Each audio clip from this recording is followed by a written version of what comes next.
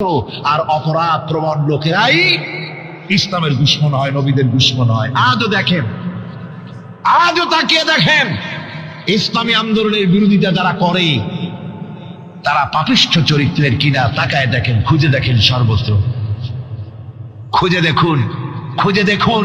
যারা ইসলামী আন্দোলনের বিরোধিতা করে, যারা ইসলামকে মিটিয়ে দেওয়ার চেষ্টা করতেছে, যারা ইসলামকে মৌলবাদ বলে, ইসলামকে সাম্প্রদায়িক বলে, কোরআনে কারীমের কথা কত স্পষ্ট যে নবীদের দুশমন হয়, ইসলামের দুশমন হয় মুজরিম লোকেরা, অপরাধ প্রবণ আর পাপিষ্ঠ লোকেরা। আজও আমরা দেখতে পাই এই শ্রেণীর লোকেরা পাপিষ্ঠ এবং সবচাইতে সমাজের নিকৃষ্ট ধরনের চরিত্রহীন লোক। নামাজ নাই। আপনি খুঁজে দেখেন ইসলামী আন্দোলনের বিরোধিতা যারা করছে, যারা নেতৃত্ব দিচ্ছে, নামাজ নাই, রোজা নাই, চরিত্র নাই, হজ নাই, যাকাত নাই, মদ, জুয়া, জেনা, ব্যভিচার ইত্যাদিতে লিপ্ত।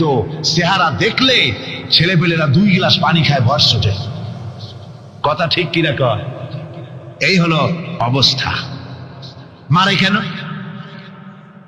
মুমিনদেরকে, পয়গম্বরদেরকে, সাহাবীদেরকে এবং ঈমানদারদেরকে মারে কেন? তার কারণ হচ্ছে আল্লাহ রাব্বুল আলামিন বলেছেন, ওয়ামা নাকামু মিনহুম ইল্লা আইয়ুমিনু বিল্লাহিল আজিজিল হামিদ। কাফিররা ঈমানদার লোকদেরকে অন্য কোন অপরাধী নির্যাতন চালায় না, নির্যাতন চালায় শুধু এই কারণে যেহেতু মুমিন লোকেরা পরাক্রমশালী, আল্লাহ রাব্বুল আলামিনের দ্বীনকে কায়েম করতে চায়, তার উপরে ঈমান এনেছে, এই কারণেই তারা মারে। ঠিক কিনা কর?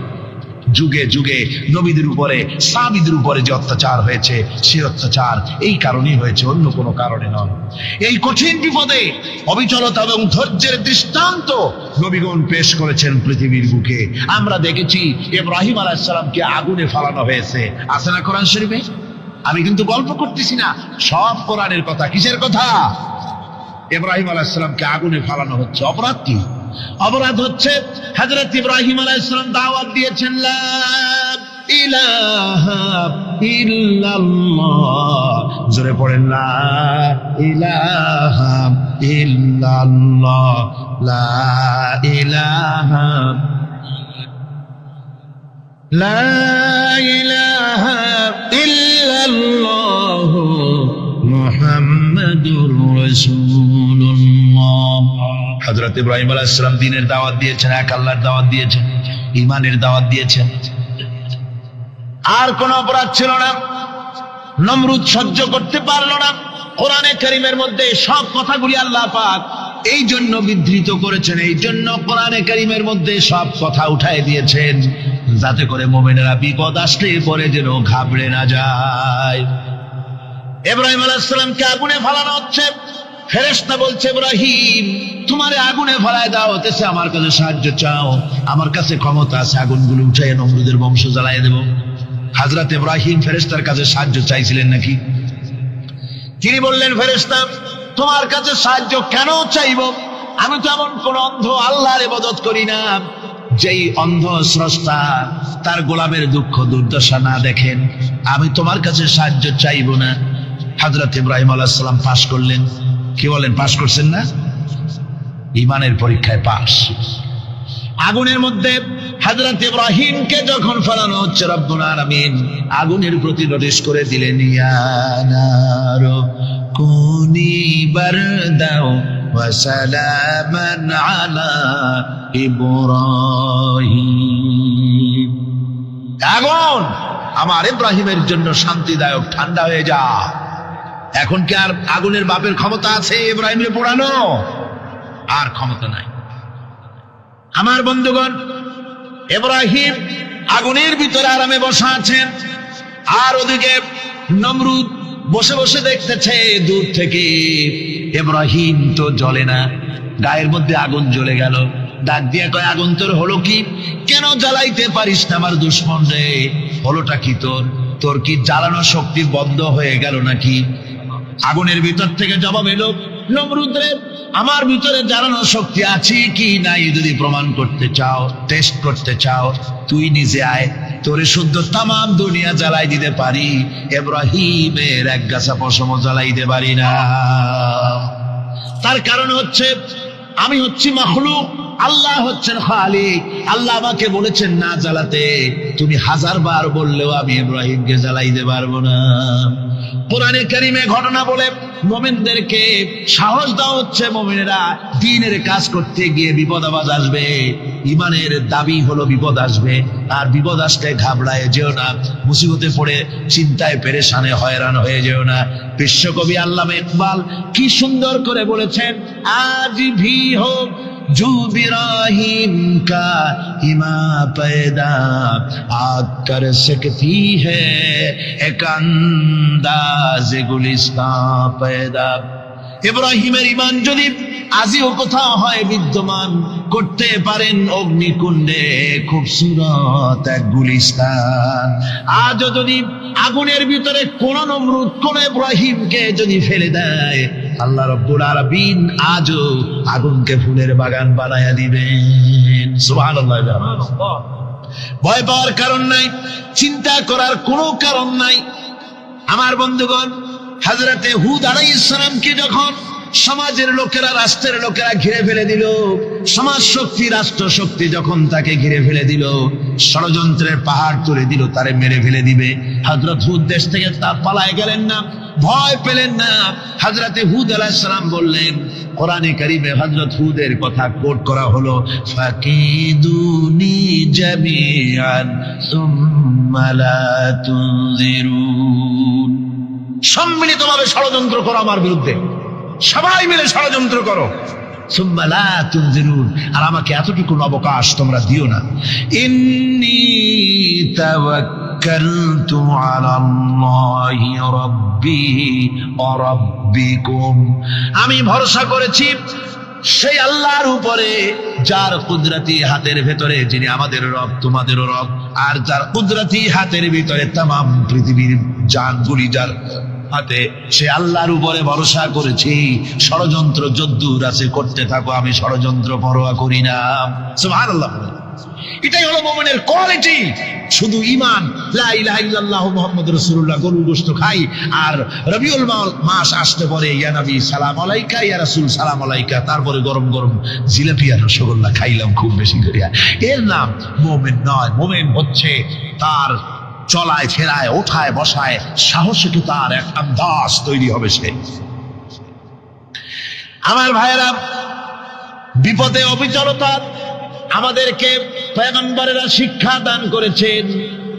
আমরা দেখতে পেয়েছি বিশ্বনবী জনাবে মুহাম্মাদুর রাসূলুল্লাহ সাল্লাল্লাহু আলাইহি ওয়াসাল্লাম হিজরতের রাত, কাফেররা চতুর্দিকে দাঁড়ানো, হযরত জিবরাইল এসে বলেন, ইয়া রাসূলুল্লাহ, হে কাফেররা চতুর্দিকে ঘিরে দাঁড়িয়েছে, গভীর রাত, এখন হাতে তাদের তরবারি, সকাল হলে পরেই তারা আপনাকে মেরে ফেলে দিবে, তাড়াতাড়ি ওঠেন, মদিনার দিকে চলে যান। আল্লাহ নবী ঘুমের থেকে জেগে হযরত আলীকে ডেকে বলেন, আলী, আল্লাহ অর্ডার করেছে আমি মদিনায় চললাম, আমার বিছানার পরে আমার চাদর গায়ে দিয়ে শুয়ে থাকো। হযরত আলী বলেন, আল্লাহর হাবিব, আপনার চাদর গায়ে দিয়ে ঘুমিয়ে থাকবো, সকালবেলায় কাফির বেঈমানেরা আপনার বিছানার পরে আপনার চাদর গায়ে দেওয়া অবস্থায় আমি আলীকে তারা মুহাম্মদ মনে করবে, আর আমি আলীকে নবী মনে করে তারা তাদের তরবারি দিয়া কেটে কেটে টুকরা টুকরা করে আবার বিদায় করে দেবে দুনিয়া থেকে। এতটুকুনো পরোয়া করি না, বরং আমার দিলের মধ্যে এটাই তৃপ্তি থাকবে যে আমি আলীর জীবনের বিনিময় আল্লাহর হাবিব দুনিয়ায় বেঁচে আছে। যে ব্যক্তি বিদ্রোহ করেছে এবং দুনিয়ার জীবনকে অগ্রাধিকার দিয়েছে, তার জায়গা হচ্ছে জাহান্নাম। জোরে বলেন নাউজুবিল্লাহ। যে ব্যক্তি আল্লাহর সঙ্গে বিদ্রোহ করেছে আর পরকালের জন্য পাথর জোগাড় করে নাই, দুনিয়াকে অগ্রাধিকার দিল, পরকালকে ভুলে গেল, তার জায়গা হলো জাহান্নাম। وَأَمَّا مَنْ خَافَ مَقَامَ رَبِّهِ وَنَهَى النَّفْسَ عَنِ الْهَوَى فَإِنَّ الْجَنَّةَ هِيَ الْمَأْوَى। আর যে ব্যক্তি আপন প্রভুর সামনে উপস্থিত হকে ভয় করেছে এবং আপন প্রবৃত্তিকে লালসা মুক্ত করেছে, লালসার হাত থেকে রক্ষা করেছে, আল্লাহ রাব্বুল আলামিন কিয়ামতের দিন তার জন্য রেখে দিয়েছেন জান্নাত। তার জন্য কোন জায়গা? আমাদেরকে পরকাল ভিত্তিক জীবনযাপন যদি করি তাহলে কবরের জবাবগুলি খুব আসান হবে। আর যদি পরকাল ভিত্তিক জীবনযাপন না হয়, কবরটা মুসিবত হয়ে যাবে। হযরত ওসমান রাদিয়াল্লাহু তাআলা আনহু কবরের কাছে গিয়ে খুব কাঁদতেন। সাহাবায়ে কেরাম প্রশ্ন করেছেন, হুজুর, রাসূল করিম সাল্লাল্লাহু আলাইহি ওয়াসাল্লাম যখন জান্নাত ও জাহান্নামের ওয়াজ করেন তখনও তো এত বেশি আপনি কাঁদেন না, যত বেশি কাঁদেন কবরের কাছে এসে, কারণ কি? হযরত ওসমান রাদিয়াল্লাহু তাআলা আনহু বলতেন, আমার সাথীরা, আমি আমার হাবিবের কাছে, আল্লাহ রাব্বুল আলামিনের রাসূলের কাছে আমি শুনেছি এই কবরটাই হলো প্রথম স্টেশন, এই কবরটাই হলো প্রথম ইমিগ্রেশন কাউন্টার। এই জায়গায় যদি কেউ ধরা পড়ে যায়, কারো যদি চার্জশিট হয়ে যায়, সব জায়গায় ধরা পড়ে যাবে, হাসরে মিজানে সিরাতে কোনো জায়গায় নাজাত পাবে না। আর এই কবরটা যদি কেউ মুক্তি পেয়ে যায়, মিজান সিরাত হাসর সব জায়গা থেকে আল্লাহ তারে ভালোভাবে পার করে দিবেন। এটা হলো আসল জায়গা, মারাত্মক জায়গা, খুব মারাত্মক জায়গা। আমি এটাকে ইমিগ্রেশন কাউন্টার বলেছি আমার ভাষায়। ইমিগ্রেশন কাউন্টার যারা বিদেশ ভ্রমণ করেছেন তারা জানেন। লন্ডন যাবেন, আমেরিকা যাবেন, সৌদি আরব যাবেন, যে কোনো বিদেশে যাবেন, গেলেই পাসপোর্ট তারা দেখবে। পাসপোর্টে আপনার ন্যাশনালিটি কোনটা সেটাই তারা জানতে চাইবে। আপনি কোন দল করেন এটা তারা জানতে চাইবে না। আপনি কোন ভাষায় কথা বলেন তাও তাদের জানার দরকার নেই। প্রথমেই তারা আপনার ন্যাশনালিটি দেখবে, আপনার আইডেন্টিটি কি তারা জানতে চাইবে। তারপরে যদি স্যাটিসফ্যাক্টরি হয় আপনাকে ভিসা দিয়ে ভেতরে ঢোকবার ব্যবস্থা করে দেবে। আর যদি তারা স্যাটিসফাইড না হয় তাহলে আপনাকে মেহমানখানায় ঢুকানো হবে গ্রেফতার করে। কবর হচ্ছে এ ধরনের একটি ইমিগ্রেশন কাউন্টার। কবরের ভিতরে মানুষ যখনই রাখা হবে সঙ্গে সঙ্গে দুজন ফেরেশতা আসবে। কবরের কাছে যারা এসেছিল দাফন হয়ে যাওয়ার পর এই লোকগুলি 40 কদম যেতে যতক্ষণ লাগে এর মধ্যেই দুজন ফেরেশতা এসে যাবে, এসে জিজ্ঞেস করবে, মান রব্বুকা, তুমি কোন দল করতে? ওটা তাদের জানার দরকার নেই। চাকরি কিসে করতেন ওটা জানার দরকার নেই। ব্যবসা করতেন না চাকরি করতেন প্রয়োজন নেই। প্রথমেই জিজ্ঞাসা করা হবে ন্যাশনালিটি, প্রথমেই জিজ্ঞাসা করা হবে তার ন্যাশনালিটি সম্পর্কে, তার আইডেন্টিটিটা কি, এবং সেটাকে সত্যায়িত করার জন্য, বোঝার জন্য 3টি প্রশ্ন। প্রথম প্রশ্ন, মান রব্বুকা ওয়া মা দীনুকা ওয়া মান নাবিয়্যুকা, তোমার রব কে, তোমার দ্বীন কি, তোমার নবী কে। যদি এই ব্যক্তি বেঈমান হয়, মুনাফিক হয়, সে বলবে হায় হাতা লা আদরি, হায় হাতা লা আদরি, জানি না, আমার রবকে আমি জানি না। তোমার দিন কি, দিন কারে কয় বুঝি না। এরপরে আল্লাহর নবী জনাবে মুহাম্মদ রাসূলুল্লাহ সাল্লাল্লাহু আলাইহি ওয়াসাল্লাম কি দেখান দুনিয়ার চাইতে পরকালকে বেশি অগ্রাধিকার দেবে, আর আল্লাহর ভয় কলিজার ভিতরে রাখবে, কবরের জবাব সঠিকভাবে দিতে পারবে। কিয়ামতের দিন আল্লাহ রাব্বুল আলামিন তাদের জন্য জান্নাত দান করবেন। জোরে বলেন আমিন। দুনিয়াটা হচ্ছে দুনিয়া যেখানে আমরা আছি। আমি আগেই বলেছি দুনিয়া হচ্ছে আত্মা শব্দ থেকে এর উৎপত্তি হয়েছে। তুচ্ছ, নিকৃষ্ট, এটার দাম নাই, এটার মূল্য নাই। হযরত ইবনে কাইয়িম রাহিমাহুল্লাহ নওয়ারাল্লাহু মারকাদাহু ওয়া জাআলাল জান্নাতা মাথওয়াহু, হযরত ইবনে কাইয়িম তিনি বলছেন, সুন্দর করে বলছেন দুনিয়া সম্পর্কে, মা বাদা ফিদ দুনিয়া আহলামুন ওয়া মা বাকিয়া মিনহা আমানি ওয়াল ওয়াক্তু বাইনাহুমা দাইউন। মা বাদা ফিদ দুনিয়া আহলামুন, জীবনের যে অংশ ফেলে এসেছি সেটা আজ একটা স্বপ্ন। ওয়া মা বাকিয়া মিনহা আমানি, আর জীবনের যে অংশ সামনে বাকি আছে সেটা এখন একটা আকাঙ্ক্ষা। ওয়াল ওয়াক্তু বাইনাহুমা দাইউন, আর এর মাঝখান থেকে সময় সব চলে যাচ্ছে। কত বড় কথা চিন্তা করেছেন? জীবনের যে অংশ ফেলে এসেছি তা আজকে স্বপ্ন, তা কি বলেন? স্বপ্ন। আর সামনে যা আছে সেটা আকাঙ্ক্ষা, আর মাঝখান থেকে সময় সব চলে যাচ্ছে। এরপরে তিনি বলছেন وَمَنْ يَسْعَ فِي الدُّنْيَا يَكُنْ مِثْلَ قَابِضٍ عَلَى الْمَاءِ خَالَتْهُ فُرُوجُ الْأَصَابِعِ। দুনিয়াদারের অবস্থা হচ্ছে এই, কেউ যদি দুই হাতে পানি খামসায় ধরে, দুই হাতে কি ধরছে বলেন? দুই হাতে পানি খামসায় ধরেছে, খুব মজবুত করে ধরেছে, 2 মুঠ পানি। বলেন থাকবে কতটুকু? কতটুকু থাকবে? 1 ফোঁটা। কারণ তার আঙ্গুলের ফাঁক তার সাথে খেয়ানত করবে, আঙ্গুলের ফাঁক দিয়া পানিগুলি সব বেরিয়ে চলে যাবে। সুতরাং দুনিয়া যারা চায় তারা ঠিক পানি খামসায় ধরলে পানি যেমন হাতের ভেতর থেকে খেয়ানত করে চলে যায়, যারা দুনিয়া চায় দুনিয়াও তাদেরকে এভাবে ফাঁকি দিয়ে চলে যায়। তবুও দুনিয়ার মায়া মানুষের এত বেশি। আল্লাহর নবী বলেন লাউ কানা লি ইবনি আদামা ওয়াদিন মিন যাহাবিন লাহাব্বা ইয়াকুনা লাহু সারিন।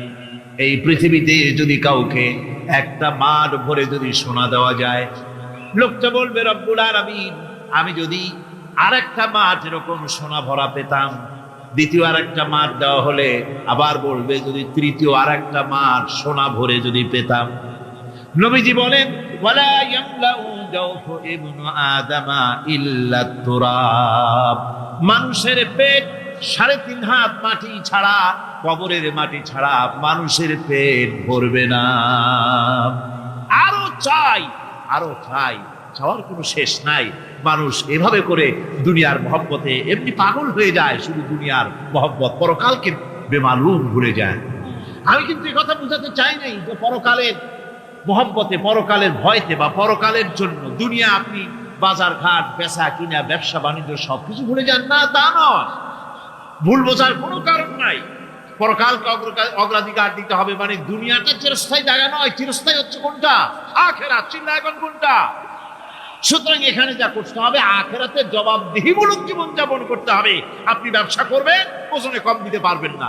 আপনি খাদ্যে ভেজাল দিতে পারবেন না, চুরি করতে পারবেন না, ডাকাতি করতে পারবেন না, জেনা করতে পারবেন না, বদমাশি করতে পারবেন না, মদ খেতে পারবেন না, সন্ত্রাসী হতে পারবেন না, হাইজ্যাকার হতে পারবেন না, চাঁদাবাজ হতে পারবেন না, মুনাফাখোর হতে পারবেন না, আপনি চোরা কারবারি হতে পারবেন না, ঘুষখোর হতে পারবেন না, সুদখোর হতে পারবেন না। এই সব কাজ পরকালকে বিশ্বাস করলেই এ সমস্ত কাজ থেকে মানুষ বিরত থাকতে পারে। কথা ঠিক কিনা? এটাই হচ্ছে। সুতরাং এই পৃথিবী থাকবে না, এটা কি চিরকাল থাকবে? না, এর একটা পরিসমাপ্তি ঘটবে। যেমন করে সারা বছর লেখাপড়া করার পর কলেজে, বিশ্ববিদ্যালয়, মাদ্রাসায়, হাই স্কুলে, সব জায়গায় সারা বছর লেখাপড়া করার পর যেমন পরীক্ষা দেওয়ার একটা দিন আসে, সারা বছর ব্যবসা করার পর হিসাব নিকাশ করার যেমন একটা সময় আসে, সারা মাস চাকরি করার পর বেতন পাওয়ার যেমন একটা দিন আসে, সারা জীবন চাকরি করার পর পেনশন পাওয়ার যেমন একটা সময় আসে, অনুরূপ ভাবে এই দুনিয়া যেদিন শেষ হয়ে যাবে, আল্লাহ নির্ধারিত সময় শেষ হয়ে যাওয়ার পর একটা সময় আসবে যখন আল্লাহ রব্বুল আলামিন সব শেষ করে দিবেন, লন্ড ভন্ড হয়ে যাবে, কিছু থাকবে না। কোরআনে কারিমে আল্লাহ সব বলেছেন, কোরআনে সব আল্লাহ বলে দিয়েছেন।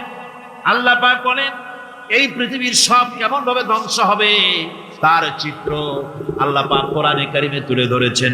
ইযাস সামাউল ফাতারাত ওয়া ইযাল কাওয়াকিবু তাসারাত ওয়া ইযাল বিহারু ফুজ্জিরাত ওয়া ইযাল কুবুরু বু'সিরাত।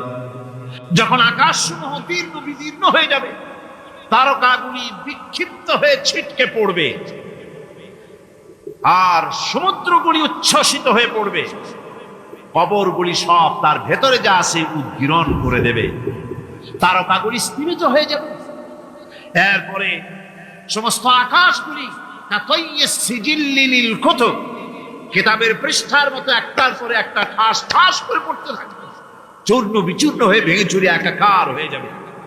পাহাড়গুলিকে উড়িয়ে দেওয়া হবে, চন্দ্র এবং সূর্য একাকার হয়ে, আল্লাহ রাব্বুল আলামিন বলেন ফাইদা বারিকাল বাসার ওয়া খাসাফাল কমার ওয়া জুমিআশ শামসু ওয়াল কমর। চক্ষু যখন বিস্ফারিত হয়ে যাবে, চাঁদ যখন তার আলো হারিয়ে ফেলবে, সূর্য যখন তার আলো হারিয়ে ফেলবে, চাঁদ আর সূর্য সব একাকার হয়ে যাবে, সেই সময়ের অবস্থাটা কি চিন্তা করো। মানুষ হয়রান হয়ে দৌড়াদৌড়ি করবে। ওয়াহুমিলাতিল আরদু ওয়াল জিবালু ফাদুক্কাতা দাক্কাতান ওয়াহিদা। জমিন এবং পাহাড়গুলির মধ্যে আল্লাহ রাব্বুল আলামিন সংঘর্ষ বাঁধিয়ে দিবেন। পাহাড়গুলি ভেঙে চুরে টুকরা টুকরা হয়ে যাবে। পাহাড়গুলি উঁচু করে জমিনের উপরে আছাড় মেরে আল্লাহ রাব্বুল আলামিন ভেঙে চুরে চুরমার করে দিবেন। সুবহানাল্লাহ। ওয়া তাকুনুল জিবালু কালইনিল মানফুস। পাহাড়গুলো পেঁজা ধোনা তুলার মতো করে উড়িয়ে দেওয়া হবে। পাহাড় উড়ে যাবে। সুবহানাল্লাহ। পাহাড় পাথরের তৈরি করা পাহাড়, এই পাহাড়গুলি তুলার মতো হয়ে উড়বে কিভাবে? আমি এই দৃশ্য নিজের চোখে কিছুটা হলেও দেখছি। আজ থেকে 10 দিন আগে আমি ইতালি সফর করে এসেছি। ইতালির রাজধানী রোম। রোম প্রাচীন সভ্যতার লালন ভূমি। কোরআনে কারিমে সূরায়ে রোম রয়েছে। এই রোম সেই রোম। এখানের বাদশার কাছে রাসূল করিম সাল্লাল্লাহু আলাইহি সাল্লাম হেরাক্লিয়াসের কাছে চিঠি পাঠিয়েছিলেন। সেই রোম 12 থেকে 15 হাজারের মতো বাংলাদেশি মুসলমান সেখানে আছে। জুমার দিন, যেদিন আমি গেলাম তার পরের দিনই জুমা ছিল। জুমার নামাজ পড়লাম ভ্যাটিকানের কাছেই বিশাল মসজিদ, ইউরোপের ভিতরে সবচেয়ে বড় মসজিদ এটা। রোম ইসলামের দুশমনদের রাজধানী। সেইখানে যখন আযান হচ্ছে আশহাদু আন্না মুহাম্মাদার রাসূলুল্লাহ, আমার অনুভূতির কথা আপনাদেরকে বোঝাতে পারবো না, কি অনুভূতির সৃষ্টি হয়েছে আমার ভেতরে। ভ্যাটিকানের পোপ এক পাশে, কিছু দূরেই ভ্যাটিকান। ওটা হচ্ছে গোটা পৃথিবীর সমস্ত খ্রিস্টানদের কাবা, ভ্যাটিকান। তার পাশেই বিশাল মসজিদ, সেখানে নামাজ পড়লাম। চিন্তার ভেতরে আসলো আল্লাহ রাব্বুল আলামিন তার হাবিবের নাম, তার তাওহীদ, তার রিসালাতকে কিভাবে বিশ্বময় ছড়িয়ে দিলেন। আবু জাহেল চাইছিল মুহাম্মদ সাল্লাল্লাহু আলাইহি ওয়াসাল্লামকে স্তব্ধ করে দেবে মক্কার জীবনেই।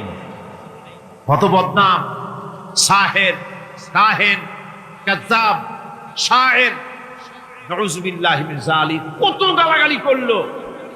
আর আল্লাহ শোনালেন, হাবিব চিন্তার কোনো কারণ নাই, ওয়ারাফা'না লাকা যিকরাক, আমি আপনার প্রশংসা বিশ্বময় ছড়িয়ে দেব। সুবহানাল্লাহি ওয়া বিহামদিহি। রোম প্রোগ্রাম শেষ করে আমাকে তারা নিয়ে গেল, যেটা আমি বলছি সবর কাহিনী শোনাবার সময়টা না, যেহেতু এর সঙ্গে প্রাসঙ্গিক সেজন্য বলছি। পাহাড় কেমনে তুলার মতো হয়ে উড়বে তার নজির দেখেছি। রোম শহর থেকে 300 মাইল দূরে, 300 কিলোমিটার দূরে নেপোলিয়ান বোনাপার্ট তার বাড়ি, এবং ওটা তার নামে একটা প্রভিন্স। ভূমধ্য সাগরের পারে ভিসুভিয়াস, পৃথিবীর সবচাইতে বড় আগ্নেয়গিরি। সেটা দেখাতে নিয়ে যাওয়া হলো আমাকে, যে পাহাড়টা পৃথিবীর মাটি থেকে তার চূড়া হচ্ছে 3 মাইল উঁচু। এর 2 মাইল গাড়িতে করে ঘুরে ঘুরে যাওয়া যায়, এরপর আর গাড়িতে যাওয়া যায় না, বাকিটুকুন যেতে হবে হেঁটে হেঁটে। পাহাড়ের উপরে অক্সিজেন কম, বেশ কষ্ট হচ্ছিল উঠতে। জীবনে প্রথম পাহাড়ে চড়েছি, জাবালে নূর, রাসূল করিম সাল্লাল্লাহু আলাইহি ওয়াসাল্লামের উপরে যেখানে ওহী হয়েছিল সর্বপ্রথম। পাহাড় চড়ার একটা অভিজ্ঞতা ওখান থেকে আমার কিছুটা হয়েছিল। খুব কষ্ট হলো বাকি 1 মাইল উঠতে। যখন ভিসুভিয়াসের একদম শীর্ষে চলে গেছি, সেখানে গিয়ে আমার সাথে 15-20 জন লোক ছিল। আমি নিজেই আল্লাহু আকবার বলে আমার গলা থেকে আওয়াজ বেরিয়ে গেল। আমি দেখতে পেলাম বিসুবিয়াসের শীর্ষে বিশাল গর্ত। আমার মনে হয় গর্তটা এই মাঠের 1/4 হবে। এই মাঠের 1/4 হবে গর্তটা। সেই গর্তটার গভীরতা হচ্ছে 1.5 কিলোমিটার। এইখান থেকে পাথরগুলি উত্থিত হয়েছে, আগ্নেয়গিরি পাথর আগুনে গলে গুলি। ওখানকার লোকেরা বলল যে ভেতরে এখনো আগুন আছে, তবে সুপ্ত, যে কোনো মুহূর্তে আবার তা জাগ্রত হতে পারে। আমরা সেখান থেকে নেমে এলাম। একটু কিছু দূর গিয়েই সেখানে হলো পম্পেই শহর। এই পম্পেই শহরটা হচ্ছে ঈসা আলাইহিস সালামের জন্মের 2000 বছর আগে এই শহর তৈরি হয়। ঈসা আলাইহিস সালামের জন্মের 179 বছর পর ভূমিকম্প হয়। সেই ভূমিকম্পে গোটা পম্পেই শহরটা পৃথিবীর মানুষের চোখের আড়াল হয়ে যায়, ধ্বংস হয়ে যায়, মাটির তলায় হারাপ হয়ে যায়। আজ থেকে 200 বছর আগে মাটি খনন করতে গিয়ে এই শহর আবিষ্কৃত হয়। পুরা শহরটা খুঁড়ে তারা বের করেছে। 180 হেক্টর জমিনের উপরে এই বিশাল শহর। ঘুরে ঘুরে দেখলাম গাড়ি চলে না সেখানে, পায়ে হেঁটে দেখতে হলো। প্রশস্ত রাস্তা। আজ থেকে 4000 বছর আগের মানুষেরা রাস্তা বানাতে জানতো পাথর দিয়ে, এবং রাস্তার দুধারে তাদের ছিল ফুটপাথ, পানির ব্যবস্থা, নগরায়নের সব রকমের সুযোগ সুবিধা। তারপরে সেখানে বিচারালয়, এরপরে দোকানপাট, বাজার ঘাট, সবকিছুর ব্যবস্থা রয়েছে। বিশাল বিশাল পাথরগুলি দিয়ে পিলার তৈরি করা। ভাবলাম এই পিলারগুলি, এই পাথরগুলি তারা কিভাবে ক্রেন ছাড়া এত উপরে উঠালো কি করে, আমার মাথায় আসলো না। পাথর কেটে কেটে সুন্দর সুন্দর অঙ্কন শিল্প তারা করেছে। এরপরে ঘুরতে ঘুরতে বাদশার রাজার বাড়িতে গিয়ে ঢুকলাম। সেখানে গিয়ে দেখলাম উলঙ্গ এত মূর্তি পাথরের তৈরি করা। পাথর কেটে কেটে দেওয়ালে যৌন মিলনের এমন কোন অশ্লীল ছবি নাই যা তারা সেখানে তৈরি করেন। উলঙ্গ মূর্তি আর উলঙ্গ যৌন মিলনের অসংখ্য ছবি দিয়ে এই এলাকা ভরা। তখন আমি বুঝলাম আল্লাহর গজব হওয়ার কারণটা কি, এই শহরটা মাটির নিচে হরক হয়ে যাওয়ার কারণটা কি। আল্লাহ পাক জেনা ব্যভিচার যে দেশে বেশি হয় আল্লাহ পাক বরদাস্ত করেন। দুশ্চরিত্র যে দেশের মানুষ দুশ্চরিত্র হয়ে যায়, জেনা ব্যভিচার বেশি হতে থাকে, আল্লাহ হরক করে দেন, গজব দেন। এই গজব এক এক সময় এক এক রকমের হয়ে আসে। কখনো মাটির নিচে দাবায় দেয়, কখনো মহামারী, কোনো দেশে কলেরা, কোনো দেশে জলোচ্ছ্বাস, কোথাও ভূমিকম্প, আর সর্বশেষ এই জেনা ব্যভিচারের জন্য আল্লাহ পাকের চূড়ান্ত এই যৌনতার অশ্লীলতার জন্য চূড়ান্ত গজব বর্তমান বিশ্বের জন্য এইডস। আল্লাহ পাক এই গজব দিয়েছে। বন্ধুগণ, আমি সেই জায়গা, আমি সেখানে যা দেখলাম যে আল্লাহ পাক পাহাড়গুলিকে কিভাবে উড়াবেন, এটা অস্বীকার করার কোনো উপায় নাই। বিশ্বাস তো করতামই। তবে হযরত ইব্রাহিম আলাইহিস সালাম যেমন বলেছিলেন, রব্বি আরিনি কাইফা তুহিল মাউত, আয় আল্লাহ তুমি মরাকে চিন্তা করবা কেমনে। আল্লাহ পাক বলেন আওয়ালাম তুমিন, তুমি বিশ্বাস করো না? ইব্রাহিম আলাইহিস সালাম বললেন বালা, অবশ্যই বিশ্বাস করি, ওয়ালাকিন লিয়াতমাইন্না কলবি, যদি চোখে দেখতাম তাহলে আমার অন্তরাত্মা খুব ঠান্ডা হতো। আল্লাহ রাব্বুল আলামিন চোখে দেখায় দিলেন জিন্দা কেমনে মুর্দা হবে, মুর্দা কেমনে জিন্দা হবে, আল্লাহ দেখায় দিলেন। পাহাড় উড়ায় দিবেন আল্লাহ রাব্বুল আলামিন। একথা কলিজার মধ্যে এটার উপর ঈমান বিশ্বাস, কিন্তু আল্লাহ চোখে দেখাইছেন, ঈমান আরো মজবুত হয়েছে, যা ছিল আরো মজবুত হয়েছে। সুবহানাল্লাহ। আল্লাহর ভয়তে কলিজা কেঁপেছে। আমি পাহাড়ের উপরে কেঁদেছি, যার যার হয়ে কেঁদেছি। বন্ধুগণ, আল্লাহ সুবহানাহু ওয়া তাআলা এই জন্য বলেছেন কুল সিরু ফিল আরদ, আমার জমিন ঘোরো, ভালো করে দেখো, কাইফা কানা আকিবাতুল মুকাজ্জিবিন, মহাসত্যকে যারা অস্বীকার করেছে তাদের পরিণতি আমি কি করে দিয়েছি, এগুলি চোখে ভালো করে তাকায় দেখো। আমার বন্ধুগণ, সুতরাং এই পৃথিবীর অবসান হবে, এই পৃথিবী ধ্বংস হবে, এই পৃথিবী চূড়ান্ত ভাবে শেষ হয়ে যাবে। ও হ্যাঁ, আরেকটি কথা বলতে হয়, সেটা হচ্ছে যে এই রোম থেকে আর একটু দূরে 900 মাইল দূরে হচ্ছে সিসিলি। 900 মাইল দূরে, সেখানে এই সিসিলি মুসলমানেরা শাসন করেছিল 350 বছর। সেই সিসিলিতে রয়েছে 360টা মসজিদ মুসলমানদের করা। সমস্ত মসজিদগুলি আজ তালা বন্ধ, একটা মসজিদও খোলা নাই। সেখানকার মুসলমানেরা ওয়াজ শুনতে এসেছিল রোমে। আমি তাদের জন্য পরামর্শ দিয়েছি যে গভর্নমেন্টের কাছে তোমরা দাবি জানাও যে অন্তত একটা মসজিদের দরজা আমাদের জন্য খুলে দাও। রোমের অবস্থানরত প্রবাসী বাংলাদেশি মুসলমানেরা আমাকে বলেছে, তাদের অনেকের বাড়ি চট্টগ্রামেও আছে, আমাকে বলেছে তাদের চোখে পানি আসছে বলার সময় যে চিরঙের তাফসীর মাহফিল যখন আসে কলজেটা কাঁদতে থাকে যাওয়ার জন্য। তো যাওয়া তো সম্ভব না এত দূর থেকে, আমাদের সালাম বলে দিবেন যত লোক আসবে, আর আমাদের জন্য দোয়া করতে বলবেন যেন এই রোমের ভিতরে আমরা ইসলামের আদর্শের ভিত্তিতে আমরা যেন চলতে পারি। আপনারা দোয়া করুন তাদের জন্য। ভাইরা আমার, এই পৃথিবী একদিন পরিসমাপ্তি ঘটবে এবং আল্লাহর দরবারে আমাদেরকে উঠতে হবে এবং সেখানে আমাদের বিচার হবে। সেখানে আমাদের কি হবে? বিচার হবে। আল্লাহ পাক বিচারটাকে নির্ভুল করার জন্য, সঠিক করার জন্য প্রত্যেকের গলায় আমলনামা ঝুলায় রাখছে। এখানে রেকর্ডের ব্যবস্থা করা হয়েছে।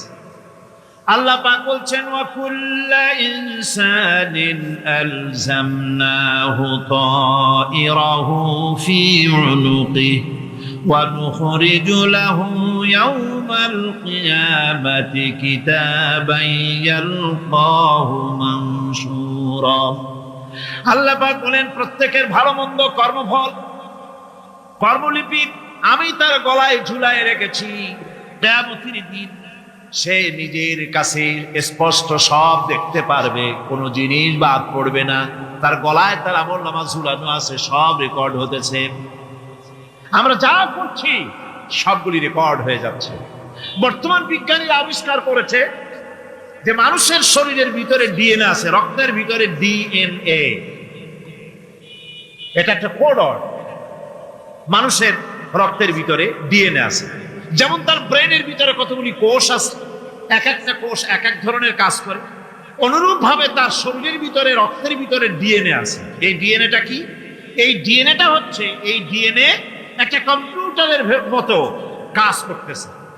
লোকটা কি করবে, কোথায় যাবে, সে ভালো হবে মন্দ হবে কি হবে, সব তার ডিএনএর মধ্যে রেকর্ডকৃত আছে।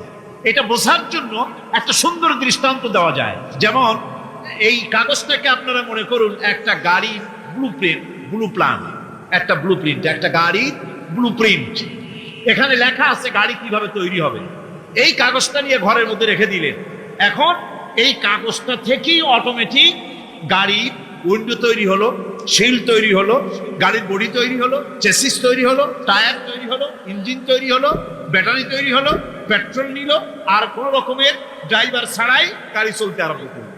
এই কথাটা যদি মনের মাথার মধ্যে আনতে পারেন যে এটা কিভাবে হইতে পারে, এতে লেখা অনুযায়ী যেভাবে হওয়া যদি সম্ভব হয়, অনুরূপ ভাবে মানুষের রক্তের ভিতরে ডিএনএ এরা আবিষ্কার করেছে।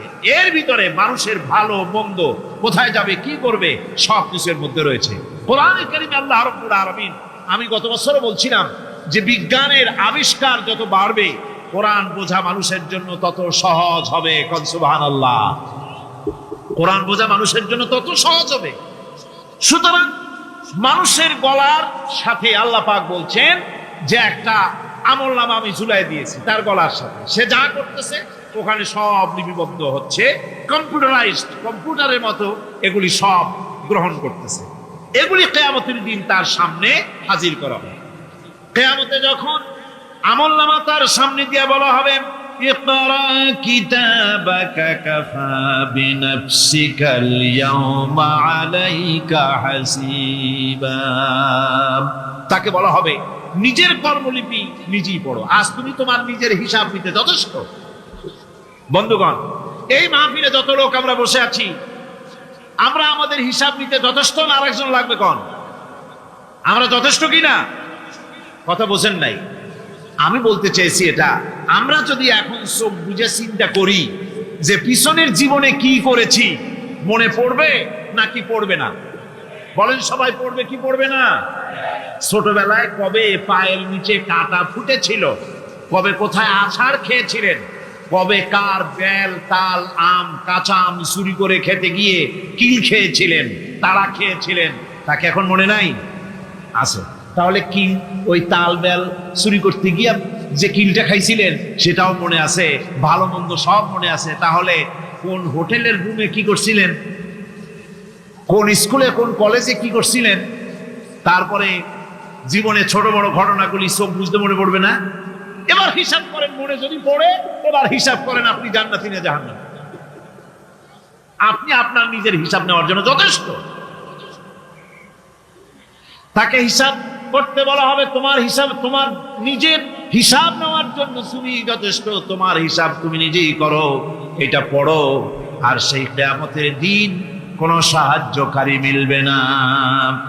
লান তানফাকুম আরহামুকুম ওয়ালা আওলাদুকুম ইয়াউমাল কিয়ামাহ।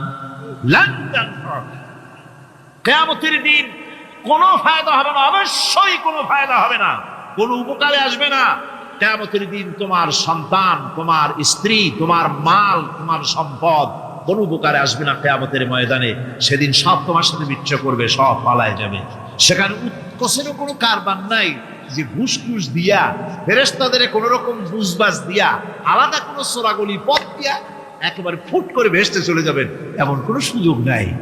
অনেকে বলে হুজুর এমন কিছু দোয়া শিখায় দেন যাতে ওই সব জেহাদ বোমা এগুলি খুব ভয় পায়, ওসব রাস্তা টাস্তা না, খুব সহজে কিছু দোয়া দুরূদ করিয়া আস্তে করে জান্নাতে চলে যাওয়া যায়, এরকম একটা দোয়া, এরকম একটা পথ বলে দেন। আমি বলি ভাই, এরকমের কোন চোরাগলি আমার রাসূল আবিষ্কার করতে পারেন নাই।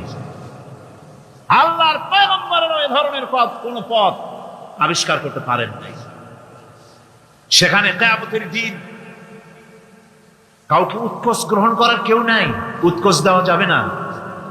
আর উৎকোষ দিবি নেবা কি, আপনার কাছে কিছু নাইও, থাকলেও নেওয়ার কেউ নাই। এই দুনিয়ায় ফাঁকিবাজি করে বহুত কিছু করা যায়, কিন্তু কিয়ামতের মাঠে এগুলি কিছুই চলবে না।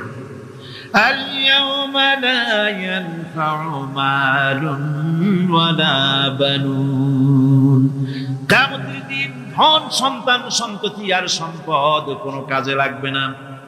সেদিন শুধু আমল যদি ভালো হয় কাজে লাগবে, আমল খারাপ কথার জবাব যে দিলেন না। পুলিশে কি মানুষের চরিত্র ভালো বানাইতে পারবে? পুলিশের চরিত্র ভালো বানাবে কেটা? সেটাই তো কথা। মানুষের চরিত্র যাতে ভালো থাকে, মানুষের জন্য খারাপ কাম না করে সেজন্য পুলিশ যাতে খারাপ কাম না করে সেজন্য আরো একটা ডিপার্টমেন্ট আছে, তারা যাতে খারাপ কাজ না করে সেজন্য আর একটা আছে। এন্টি করাপশনের আবার এন্টি করাপশন আছে, তার উপর আবার এন্টি করাপশন আছে। এন্টিটার অভাব নাই। সুতরাং পুলিশ দিয়া, বিডিআর দিয়া, আর্মি দিয়া মানুষের, দেশের, জাতির চরিত্র ভালো বানানো যায় না। রাসূলুল্লাহ এ দিয়ে বানান না, এটা ইসলামের নিয়ম নয়। পুলিশ দিয়া, আর্মি দিয়া দেশের মানুষের চরিত্র ভালো বানানো যায় না। চরিত্র ভালো বানানো যায় কেবলমাত্র পরকালের ভয় দিয়া। কিসের ভয় দিয়া? ওই যে মক্কার জীবনে ওই সমস্ত মানুষগুলি যারা চুরি করত, ডাকাতি করত, জেনা করত, বদমাশি করত, যারা শয়তানি করত, যারা মানুষকে খুন করত, এই মানুষগুলি এত ভালো হয়ে গেল, যারা চুরি ছেড়ে দিল, ডাকাতি ছেড়ে দিল, জেনা ব্যভিচার ছেড়ে দিল, এত ভালো হয়ে গেল, পৃথিবীর মধ্যে সেরা মানুষ তারা হয়ে গেলেন। জোরে বলেন সুবহানাল্লাহ। নবীর সাহাবীরা পৃথিবীর শ্রেষ্ঠ সন্তান, নবীর সাহাবীরা পৃথিবীর সেরা মানুষ, তাদের চাইতে সেরা মানুষ নবীদের পরে আর কেউ হতে পারে না। জোরে কোন সুবহানাল্লাহ। নবীর পরে পৃথিবীতে শ্রেষ্ঠ মানুষ কারা? সাহাবায়ে কেরাম রিদওয়ানুল্লাহি তাআলা আলাইহিম আজমাইন। ওনারা তো কুফরের মধ্যে ছিলেন, শিরকের মধ্যে ছিলেন, চুরি ডাকাতি জেনা ব্যভিচার এমন কোন পাপ নাই যা করা হয়নি। তারপরে যখন আল্লাহর নবীর কাছ থেকে তাওহীদ, রিসালাত ও আখিরাতের দাওয়াত পেলেন, কি সোনার মানুষ এক একজন হয়ে গেলেন। সুবহানাল্লাহ। যারা ছিলেন নারীর সতীত্বের জম, তারা হয়ে গেলেন নারীর সতীত্বের পাহারাদার। যারা মানুষের মাল চুরি করত, ডাকাতি করত, তারা রাতভর মানুষের মালের পাহারা দিল। মানুষের রক্তের পাহারা দিল, সুবহানাল্লাহ বিহামদি, রক্ত ও সম্পদের পাহারা দিল। রাসূল বললেন খায়রুল কুরুনে কারনি, সর্বশ্রেষ্ঠ যুদ্ধ আমার। বন্ধুগণ, এরপরে একটা জীবন আসবে ওই কিয়ামতের ময়দানে। এই পরকালের বিশ্বাসটা গুরুত্বপূর্ণ ব্যাপার, আমাদের সব কিছুর হিসাব দেওয়া লাগবে। আল্লাহ পাক বলেন ইন্নাস সামআ ওয়াল বাসারা ওয়াল ফুআদা কুল্লু উলাইকা আনহু মাসউলা। নিঃসন্দেহে মানুষের শ্রবণ শক্তি, দর্শন শক্তি এবং তার অন্তঃকরণের কল্পনা সম্পর্কে আল্লাহ রাব্বুল আলামিনের কাছে জিজ্ঞাসিত হতে হবে। কান দিয়া কি করেছিলা, চোখ দিয়া কি করেছিলা, মুখ দিয়া কি করেছিলে, হাত দিয়ে কি করেছিলে, সবকিছুর জবাব আল্লাহ রাব্বুল আলামিনের কাছে দিতে হবে। সবটার জবাব দিতে হবে, কোনো কিছু বাদ যাবে না। এমনকি মনের ভিতরে যে কল্পনা আমরা করি, এই কল্পনার হিসাবও আল্লাহর দরবারে দিতে হবে। কোরআনে কারীম বলছেন ওয়াইন তুবদু মা ফি আনফুসিকুম আও তুখফুহু ইউহাসিবকুম বিহিল্লাহ। মনের ভিতরে তুমি যেটা কল্পনা করো সেটা প্রকাশ করো, অথবা তুমি গোপন রাখো, যাই তুমি করো না কেন আল্লাহ রাব্বুল আলামিন এর হিসাবও তোমার কাছে নেবেন। ফায়াগফিরু লিমান ইয়াশা ওয়া ইউআযযিবু মান ইয়াশা ওয়াল্লাহু আলা কুল্লি শাইইন কাদির। মহান আল্লাহ পাক বলেন, করার পর তোমার মনের ভিতরে কি কল্পনা করেছিলে ওইটার হিসাব আমি নেব। হিসাব নেওয়ার পর যারে খুশি ক্ষমা করে দেব, যাকে খুশি শাস্তি প্রদান করব। সবকিছুর উপরে আল্লাহ রাব্বুল আলামিন শক্তিমান, সব তিনি করতে পারেন, সমস্ত কুদরত রয়েছে তার। সুতরাং মানুষদেরকে, আল্লাহর বান্দাদেরকে বিশ্বাস করতে হবে যে আমার কোনো কথা বাদ যাবে না। কথাগুলি রেকর্ড হচ্ছে, কথা রেকর্ড হচ্ছে। আমি যে ওয়াজ করতেছি এই কথাগুলি রেকর্ড হচ্ছে নাকি হচ্ছে না? অনেক টেপ রেকর্ডার রেকর্ড হচ্ছে, অডিও ভিডিও হচ্ছে। আজ থেকে 50 বছর পর যদি এই রেকর্ড বাজানো হয়, আমাকে যদি বলা হয় যে আপনি অমুক জায়গায় অমুক কথা বলেছেন, আমি যদি বলি না আমি কথা বলি নাই, তারপরে যদি রেকর্ড বাজানো হয়, তাহলে আমি কথা যে বলি নাই যদি বলি, তাহলে এটা ধরা পড়বে না? সেখানে ধরা পড়বে না? তাহলে এই মানুষের কথা প্লাস্টিকের ফিতায় রেকর্ড করে 50 বছর, 100 বছর, 200 বছর, 500 বছর যদি প্লাস্টিকের ফিতায় এটাকে চলচ্চিত্র করে অথবা টেপ রেকর্ডারে করে যদি ধরে রাখা যায়, এই বুদ্ধিটা কে দিলেন কত দেখি? সবাই কন্যা বুদ্ধিটা দিলেন কে? যে আল্লাহ রাব্বুল আলামিন মানুষের মাথায় বুদ্ধি দিলেন, যার দ্বারা সে মানুষের কথাবার্তা অ্যাক্টিভিটি সব ধরে রাখতে পারে। সে আল্লাহ রাব্বুল আলামিন বুঝি আপনার আমার কথা এবং আপনার আমার অ্যাক্টিভিটিসকে তিনি বুঝি ধরে রাখতে পারবেন না কিয়ামত পর্যন্ত? পারবেন কিনা? সেজন্য রাব্বুল আলামিন বলেন মা ইয়ালফিযু মিন কাওলিন ইল্লা লাদাইহি রাকিবুন আতীদ। সমস্ত কথা রেকর্ড হচ্ছে, সুবহানাল্লাহ কোন জোরে! সমস্ত কথা রেকর্ড হচ্ছে, একটা কথা বাদ যাবে না। মুখ আছে বলেই কথা বলবেন তা না, হিসাব করে কথা বলতে হবে। গীবত গাওয়া যাবে না, মিথ্যা কথা বলা যাবে না, মিথ্যা ওয়াদা করা যাবে না। মিথ্যা ওয়াদার তো মৌসুম এসে গেছে, কি কোন বোঝেন কথা? হ্যাঁ, মিথ্যা ওয়াদা মৌসুম এসে গেছে। এখন মৌসুমে বাহার, মিথ্যা বলার। কত সুন্দর সুন্দর ওয়াদা, সোনা দিয়ে রাস্তা বানায় দেব। অভুক্ত মানুষদের বলা হয় না খেয়ে মরবেন না, কিন্তু কি খেয়ে মরবে তাও কয়।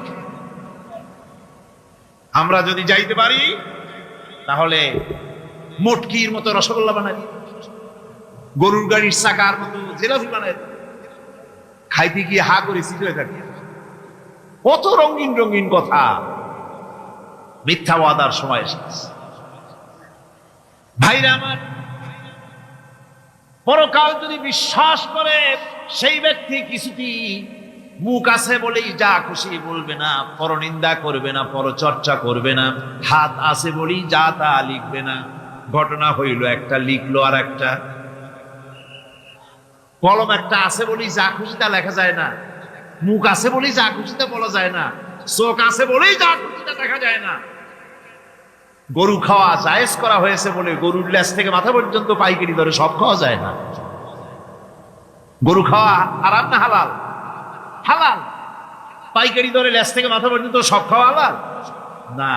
ওর মধ্যে আল্লাহ কিছু হারাম রেখে দিছে, সেগুলোকে বাইসে খাইতে হবে। আল্লাহ দেখতে চান পাইকারি দরে জমের খাওয়া খাও, না আমার হারামগুলি বাদ দিয়া খাও, নিষেধ করাগুলি বাদ দিয়া খাও। মুখ আছে বলেই যা খুশি তা বলা যাবে না, কান আছে বলেই যা খুশি তা শোনা যাবে না, চোখ আছে বলেই যা খুশি তা দেখা যাবে না, হাত পা আছে বলেই যা খুশি তা করা যাবে না। সবটার পেছনে আল্লাহ রাব্বুল আলামিনকে ভয় করা লাগবে।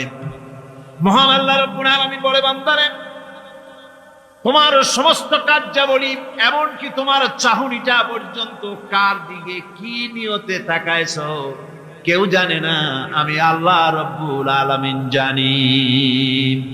وَيَعْلَمُ خَائِنَةَ الْأَعْيُنِ وَمَا تُخْفِي الصُّدُورُ।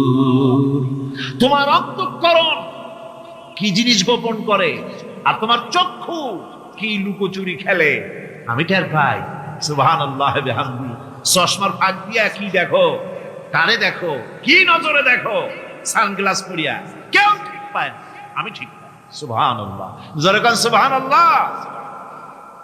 সুতরাং চোখের নজরের হিসাব হবে, হাতের কাজের হিসাব হবে, পায়ের চলার হিসাব হবে, আপনার বলার হিসাব হবে, মুখে যা বলেছেন, যা করেছেন, হাত পাও দিয়ে যা করেছেন, সবকিছুর হিসাব হবে কিয়ামতের দিন। আল্লাহর দরবারে সবকিছু উপস্থিত হবে, কোন জিনিস বাদ পড়বে না। فَمَن يَعْمَلْ مِثْقَالَ ذَرَّةٍ خَيْرًا يَرَهُ وَمَن يَعْمَلْ مِثْقَالَ ذَرَّةٍ شَرًّا يَرَهُ। ছোট্ট একটা ভালো কাজ যদি করো, তাও হাজির করা হবে সামান্যতম ভালো কাজও তোমার বাদ পড়বে না। আর ক্ষুদ্রতম কোনো খারাপ কাজ করলে তাও উপস্থিত করা হবে সব তোমার সামনে, কোনো জিনিস বাদ পড়বে না, সব দেখতে পাবে কিয়ামতের দিন। ভালো কাজটাও আর খারাপ কাজটাও আল্লাহর কাছে সেদিন আল্লাহ পাক মানুষের সামনে উপস্থিত করে দিবেন। আল্লাহ পাক বলছেন, সেদিন এই জমিন তার ভিতরে যা লুক্কায়িত ছিল, জমিন সব বের করে দেবে। কান্নাহুম জারাদুম মুনতাশির। টিড্ডি, ফড়িংগুলি, পোকাগুলি মাটির থেকে যেমন বেরোয়, এ মাটির ভিতরে যা আছে কিয়ামতের দিন সব মাটি বের করে দেবে। ইযা যুলজিলাতিল আরদু জিলজালাহা ওয়া আখরাজাতিল আরদু আসকালাহা ওয়া ক্বালাল ইনসানু মা লাহা।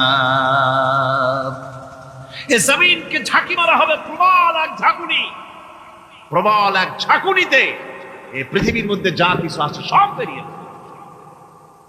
সুবহানাল্লাহ কইতে ইচ্ছা করে না মিয়ারা? এক ঝাঁকুনিতে পৃথিবী সব বের করে দেবে। মানুষ হয়রান হয়ে বলবে, কি হয়েছে, এ মাটির হলোটা কি? আমার বন্ধুগণ, মানুষ হয়রান হয়ে গিয়ে বলবে, মাটির কি হলো? আল্লাহ রাব্বুল আলামিন বলেন, ইয়াউমাইদিন তুহাদ্দিসু আখবারাহা বিআন্না রাব্বাকা আওহালাহা। জমিনের উপরে যা ঘটেছে জমিন তা সব বের করে দেবে, সব প্রকাশ করে দেবে। আর এটা এই জন্য হবে যেহেতু তার রবের হুকুম হয়েছে, তার রব হুকুম করেছে বের করে দে। জমিনের ভিতরে আছে যা সব বেরিয়ে যাবে, আকাশ ভেঙে পড়বে, পাহাড় উড়ে যাবে, জমিনের ভিতরে যা আছে সব উপরে চলে আসবে, পৃথিবীতে সব শেষ, কিচ্ছু নাই, আকাশ নাই, পাহাড় নাই, সমুদ্র নাই, সব একাকার, চন্দ্র নাই, সূর্য নাই, তারকা নাই, গ্যালাক্সি নাই, মহাশূন্য নাই, সব শেষ। আল্লাহ রাব্বুল আলামিন সমস্ত ফেরেশতাদেরকে শেষ করে দিবেন, সকলের মওত হয়ে যাবে, কেউ আর থাকবে না। এমনকি হযরতে আজরাইল মালাকুল মউত তিনিও থাকবেন না। সব আল্লাহ রাব্বুল আলামিন মৃত্যু করে দিবেন। এরপরে আল্লাহ রাব্বুল আলামিন একা তিনি বলবেন, ইয়া দুনিয়া আইনা আনহারুকি, এ পৃথিবী তোর সেই সমুদ্রগুলি কোথায়, নদীগুলি কোথায়? ইয়া দুনিয়া আইনা আশজারুকি, হে দুনিয়া তোমার গাছগুলি কোথায়? এত বন বনানি, এত গাছ ছিল। ইয়া দুনিয়া আইনা জিবালুকি, হে পৃথিবী তোর জমিনে যত পাহাড় ছিল, পাহাড়গুলি কই? যত স্বৈরাচার ছিল জমিনের উপরে, যারা স্বৈরাচারী মনোবৃত্তি নিয়ে মানুষ ধ্বংস করেছে, দেশ ধ্বংস করেছে, মায়ের বুক খালি করেছে, ওই স্বৈরাচারগুলি কই? কোনো জবাব নাই। আল্লাহ পাকের পরে বলবেন, লিমানিল মুলকুল ইয়াউম, কার রাজত্ব? আজকে রাজত্বটা কার? মতো গরম হয়ে যাবে, সারা হাসর জুড়ে আওয়াজ হবে, পানি পানি পানি। মানুষেরা হয়রান হয়ে যাবে সেই হাসরের ময়দানে। এই চরম কষ্টের ভিতরে আল্লাহ রাব্বুল আলামিন বলেন, সেদিন দুটো ভাগ হয়ে যাবে। একদল মানুষের চেহারা আলোয় ঝলমল হয়ে যাবে, আর একদল মানুষের চেহারাগুলি কালো হয়ে যাবে। উজুহুন ইয়াওমাইদিন মুসফিরাতুন দাহিকাতুন মুস্তাবশিরা ওয়া উজুহুন ইয়াওমাইদিন আলাইহা গাবারা। আল্লাহ পাক বলেন, এক শ্রেণীর মানুষের চেহারা হাস্যোজ্জ্বল ঝলমলে হয়ে যাবে, আর এক শ্রেণীর মানুষের চেহারাগুলি কালো হয়ে যাবে। তারহাকুহা কাতারা উলাইকা হুমুল কাফারাতুল ফাজারা। হাস্যোজ্জ্বল, স্বচ্ছন্দপূর্ণ, সুন্দর, উজ্জ্বল ঝলমলে চেহারা হবে ঈমান আনার কারণে, পরকালকে বিশ্বাস করার কারণে, আল্লাহ এবং রাসূলের কথা অনুযায়ী জীবন যাপনের কারণে চেহারাটা উজ্জ্বল হয়ে যাবে। আর আল্লাহর নাফরমানি, রাসূলের নাফরমানি, পরকালকে অস্বীকার করার কারণে কাফেরগুলির চেহারা, মুনাফিকগুলির চেহারা কালো হয়ে যাবে। তাদেরকে আলাদা করে দেওয়া হবে। আমতাজুল ইয়াওমা আইয়ুহাল মুজরিমুন, মুজরিমদেরকে আলাদা করে দেওয়া হবে, দুইটা ভাগ হয়ে যাবে। এই চরম অবস্থা সৃষ্টি হবে কিয়ামতের ময়দানে। সেদিন রাসূল করিম সাল্লাল্লাহু আলাইহি ওয়াসাল্লাম উম্মতের জন্য সুপারিশ করবেন। সেই সুপারিশ যেন আমাদের করতে পারেন, সেজন্য আমাদেরকে তৈরি করতে হবে, সে ধরনের যোগ্য আমাদেরকে বানাতে হবে। বন্ধুগণ, এই পরকালীন জীবন, এর সম্ভাবনা, এটা যে হবে এবং সেই পরকালে আমাদের সকলকে যে উঠতে হবে, কিয়ামতে আল্লাহর কাছে জীবনের সব কিছুর জবাবদিহি করতে হবে, এই ভীতি সৃষ্টি করতে চায় আল্লাহ পাক মানুষের ভেতরে। আল্লাহ পাকের চাইতে মানুষের কল্যাণকামী আর কেউ আছে? চিল্লায় কোন আল্লাহর চাইতে, বিশ্ববাসীর সৃষ্টি জগতের কল্যাণকামী আল্লাহর চাইতে, রাসূলের চাইতে বেশি কেউ কি আছে? সে আল্লাহ পাক সব বলে দিলেন, ওপেন সিক্রেট করে দিলেন, সব গোপন ফাঁস করে দিলেন। কেমনে বিচার হবে, কেমনে কিয়ামত অনুষ্ঠিত হবে, কেমনে কি হবে, সব খুলে খুলে আল্লাহ পাক বলে দিলেন আমাদেরকে ভালো হওয়ার জন্য। কোরআনে কারীম বলছে, লাইসাল বিররা আন তুওয়াল্লু বুজুহাকুম কিবালাল মাশরিকি ওয়াল মাগরিব, পূর্ব পশ্চিমে মাথা ঘুরানো, সার নত করা, মাথা ঘুরানো, মুখ ঘুরানো, এটাই কিন্তু সৎ কাজ এবং পুণ্যবান হওয়ার, সৎ কাজ করার, নেককার হওয়ার জন্য যথেষ্ট নয়, বরং ওয়ালাকিন্নাল বিররা মান আমানা বিল্লাহি ওয়াল ইয়াউমিল আখির। প্রকৃতপক্ষে সৎকারী মুমিন, ভালো কাজ করা, প্রকৃত মুমিন, সত্যিকারের ভালো মানুষ, সত্যিকারের ইমানদার হওয়ার জন্য 10টি কাজ লাগবে। কয়টি কাজ? 10টি কাজ লাগবে। সেই 10টি কাজের একটি কাজ গত বছর আপনাদের খেদমতে আরজ করা হয়েছে, 2টি বলা হয়েছে, বাকি আজকে বললাম আর একটা, হয়ে গেল 3টা। বাকি আছে কয়টা? 7। বাকি আছে আরো 7। পরকাল ভিত্তিক জীবনযাপন যদি করতে পারি, তাহলে আমরা হব দুনিয়ার শ্রেষ্ঠ মানুষ। কোন আলহামদুলিল্লাহ। وسخر لكم ما في السماوات وما في الأرض। এই পৃথিবীতে যা কিছু তোমরা দেখতে পাও এই সব কিছুকে তোমার অনুগত করে দেওয়া হয়েছে, যাতে করে তোমার সাহায্য করতে পারে, তোমার সহযোগিতা করতে পারে। এজন্য আমি সবকিছুকে সৃষ্টি করেছি। সাখারা শব্দের অর্থ হচ্ছে যে আমি সবগুলিকে তোমাদের অনুগত করে দিয়েছি, যাতে করে তোমাদের অনুগত থাকে, অর্থাৎ তোমরা তাদের এই সমস্ত জিনিস দিয়ে তোমরা কাজ দিতে পারো। পানির উপর দিয়ে তোমরা যেন নৌকা চালাতে পারো, স্টিমার চালাতে পারো, পানি অনুগত করা হয়েছে, বাতাসকে অনুগত করা হয়েছে। পৃথিবীর সব কিছুকেই আমি অনুগত করে দিয়েছি তোমাদের, যাতে করে তার দ্বারা তোমরা কাজ নিতে পারো। অন্যত্র আল্লাহ বলছেন, আল্লাহুল্লাযী খালাকাস সামাওয়াতি ওয়াল আরদা ওয়া আনজালা মিনাস সামাই মাআন ফাআখরাজা বিহি মিনাস সামারাতি রিজকান লাকুম। আল্লাহ হচ্ছেন তিনি, আল্লাহ রাব্বুল আলামিন হচ্ছেন তিনি যিনি আকাশ সৃষ্টি করেছেন, যিনি জমিন সৃষ্টি করেছেন এবং ঊর্ধ্বদেশ থেকে মেঘমালা থেকে তোমাদের জন্য বৃষ্টি বর্ষণ করেছেন এবং সেই বৃষ্টি দিয়ে মাটির ভিতর থেকে ফসল উদ্গত করে তোমাদের খাবারের বন্দোবস্ত করেছেন। তিনি হচ্ছেন আল্লাহ পাক। তার জায়গায় ছড়িয়ে আছে, তার দয়া নাই, রহমত নাই, এমন কোন সৃষ্টি নাই। মানুষের জন্য যা কিছু প্রয়োজন তিনি তার দয়া দিয়ে, রহমত দিয়ে তিনি তার সৃষ্টি করে দিয়েছেন। আল্লাহ পাক বলছেন, ওয়াসাখখারা লাকুমুশ শামসা ওয়াল কামারা দাইবিনা ওয়াসাখখারা লাকুমুল লাইলা ওয়ান নাহার। যিনি চন্দ্র সূর্যকে সৃষ্টি করেছেন এবং এগুলিকে নিয়ন্ত্রিত করেছেন, চাঁদ সূর্যকে সৃষ্টি করে নিয়ন্ত্রিত করে দিয়েছেন, তোমাদের সমস্ত প্রয়োজন তিনি মিটিয়ে দিয়েছেন। দেখুন, চাঁদ এবং সূর্যকে আল্লাহ পাক সৃষ্টি করেছেন এবং একটা রহমত, একটা কুদরত সেই চাঁদ সূর্যের মধ্যে দান করেছেন।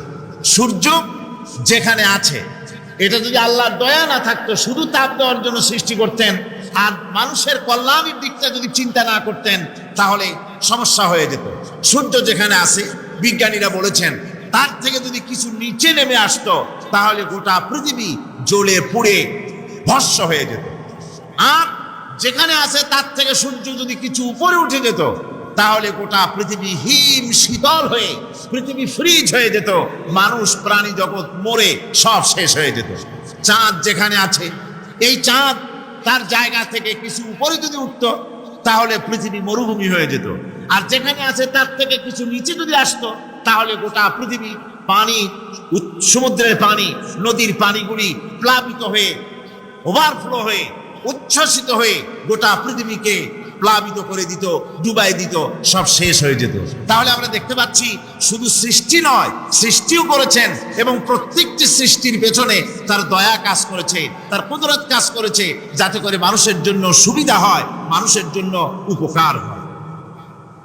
অন্য আয়াতে আল্লাহ পাক বলেন, وآتاكم من كل سألتموه وإن تعدوا نعمة الله لا تحصوها।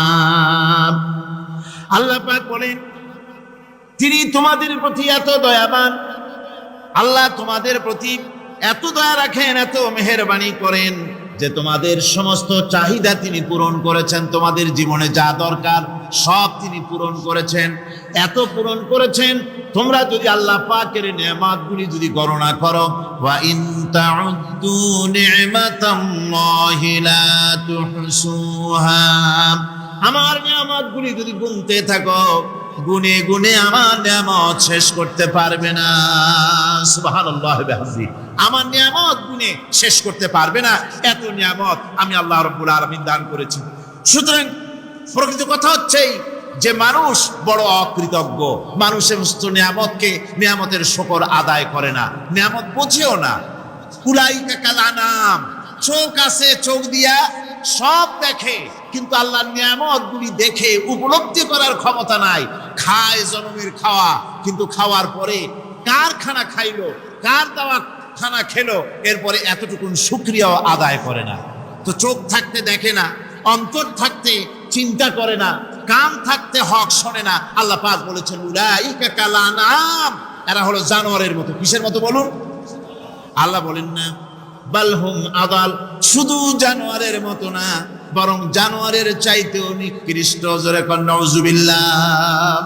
যাদের চোখ থাকতে দেখলো না, কান থাকতে শুনলো না, অন্তঃকরণ থাকতে বিবেচনা করলো না, এরা চতুষ্পদ জানোয়ারের মতো। আল্লাহ পাক বলছেন আর রহমান আল্লামাল কোরআন, এই কোরআন শিক্ষা দিয়েছেন রহমান, যিনি দয়ার সাগর, যিনি মানুষের সব প্রয়োজন মিটিয়েছেন। কোরআনের মতো একটা বড় প্রয়োজন তিনি মিটাবেন না, তা কি হতে পারে? জোরে কোন হতে পারে? মানুষ সৃষ্টি করলেন, অথচ মানুষের চলার পথ দিলেন না। وهبت نفسها للنبي إن أراد النبي أن يستنكحها خالصة لك من دون المؤمنين।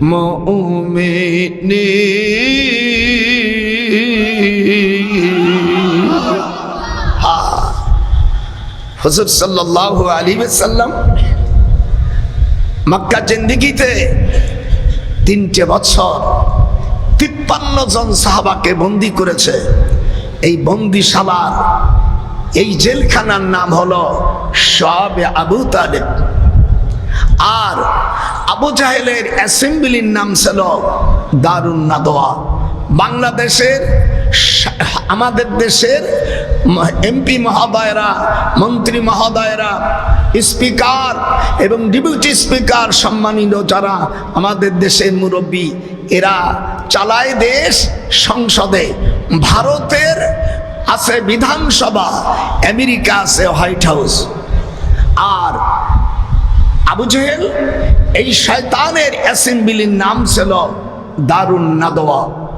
জীবনে যে ওয়াজ কোনোদিন শোনেন নাই, আজকে ডক্টর নজরুল একজন ইউনিভার্সিটি প্রফেসর, একজন দিল্লি দীর্ঘদিন আমি হাদিস পড়াইছি, মদিনা মুনাওয়ারা হাদিস পড়াইছি, আমি জামিউল আজহারে লেখাপড়া শিখেছি, বাগদাদের সুলেমান বিশ্ববিদ্যালয় ইউনিভার্সিটি প্রফেসরি করেছি। একটু বুড়োর ওয়াজ ভালো করে শোনো না, গোপালিয়ারা খালি রাষ্ট্রই চালায় না, ইউনিভার্সিটি তো পড়াবার যোগ্যতা আমাকে দিয়েছে। আপনাদের কেমন লাগতেছে? হ্যাঁ, যেরকম কেমন? হ্যাঁ, হুজুর সাল্লাল্লাহু আলাইহি সাল্লাম সহ 53 জন সাহাবা, হুজুর একজন 54, 60 জন মহিলা আর 2 জন ছেলে। সব নাম আমি হাদিস থেকে বলবো। আজকে যে ওয়াজ করব, জিন্দেগিতেই ওয়াজ শোনেন নেই মনে হয়। মনে করব আজ দেশ এবং প্রবাসী। একটু আগে প্যানেল কোড সম্পর্কে বলছিলাম। প্যানেল কোডের 379 সেকশনে আছে পানিশমেন্ট ফর থিফ। যারা সে আল্লাহ তোমাদের প্রতি রহম করেছেন, রহমত নাজিল করেছেন এবং তার ফেরেশতাগণ এই উদ্দেশ্যে যে তোমাদেরকে তিনি অন্ধকার থেকে আলোর দিকে বের করে নিয়ে আসবেন। আর তিনি হচ্ছেন মুমিনদের জন্য রহিম, অত্যন্ত দয়াবান। আরবি ভাষায় আর রহমান অন্তর্জগতের এমন একটি নম্র উচ্ছ্বাসিত অবস্থার প্রতি ইঙ্গিত করে, যার ফলে তার স্বতঃস্ফূর্তভাবে নিজের থেকেই মহানুভবতা এবং প্রীতি ও মহব্বতের ইচ্ছার বহির্প্রকাশ ঘটে। তাই রহমতের মধ্যে আছে স্নেহ, আছে প্রীতি, আছে অনুগ্রহ। আল্লাহ পাকের রহমতটা কি জিনিস? সেটা হচ্ছে রাহমাতি ওয়াসিআত কুল্লা শাই। আমার রহমত দিয়ে সমস্ত জিনিসকে ঢেকে রাখা হয়েছে। প্রত্যেকটি জিনিসের ভিতরে আল্লাহ পাকের রহমত রয়েছে। রহমত ছাড়া এই পৃথিবীতে মানুষের চলার কোনো পথ নাই। সমস্ত ব্যাপারেই আল্লাহ পাকের রহমত আর রহমত। তাবৎ সৃষ্টির দিকে যদি আমরা তাকাই, আল্লাহ পাকের সৃষ্টি জগতের দিকে তাকাই, সেখানে আল্লাহর এই করুণা ছাড়া আর কিছুই দেখা যাবে না। কোরআনে কারিমে বলা হচ্ছে وسخر لكم ما في السماوات وما في الأرض جميعا منه إن في ذلك لآيات لقوم يتفكرون আকাশ ও পৃথিবীতে যা কিছু আছে তা সব কিছু আল্লাহ রাব্বুল আলামিন মানুষের তো করে দিয়েছেন। যেভাবে পারো সেভাবে তাকে কাজে লাগাও। সমস্ত জিনিসকে আল্লাহ পাক মানুষের অনুগ্রহ করে দিয়েছে তার খেদমতের জন্য, তার কাজের জন্য তৈরি করেছেন, মানুষের কাজের জন্য। সাখারা শব্দ দিয়ে বোঝানো হয়েছে সকল বস্তুই মানুষের অনুগত, মানুষ যেন তা দিয়ে তার নিজের কাজ সম্পাদন করতে পারে।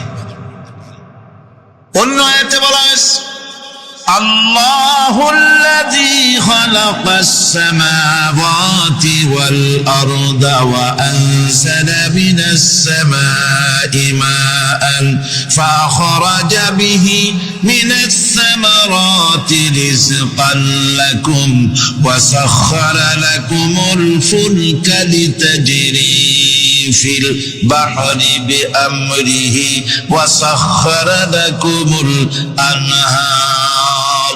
আল্লাহ রাব্বুল আলামিন তিনি আকাশ সৃষ্টি করেছেন, জমিনকে সৃষ্টি করেছেন এবং আকাশ থেকে পানি বর্ষণ করেছেন, তা দিয়ে ফসল উৎপাদন করেছেন। এই ফসলের পিছনে আল্লাহ পাকের কি বিরাট রহমত কাজ করতেছেন আপনি লক্ষ্য করেন। কাদার ভিতরে, কর্দমাক্ত জমিনের ভেতরে আপনি বীজ বপন করেছেন, কর্দমাক্ত জমিনের ভেতরে বীজ বপন করে বাড়ি আপনি ঘুমিয়ে আছেন। আল্লাহ পাকের রহমত, তার কুদরত, ওই বীজ থেকে পাতা উদ্গত করে দিয়েছেন, শিকড় মাটির ভেতরে চলে গিয়েছে, পাতাগুলি নরম, সবে পাতাগুলি গজিয়েছে, সূর্যের তাপে পাতা বসে পড়ে গিয়েছে। বিকেল বেলায় সারাদিন সূর্যের প্রখর তাপ লেগেছে। মানুষকে খাওয়াবার জন্য আল্লাহ রাব্বুল আলামিনের কি বিরাট রহমত কাজ করতেছে লক্ষ্য করুন।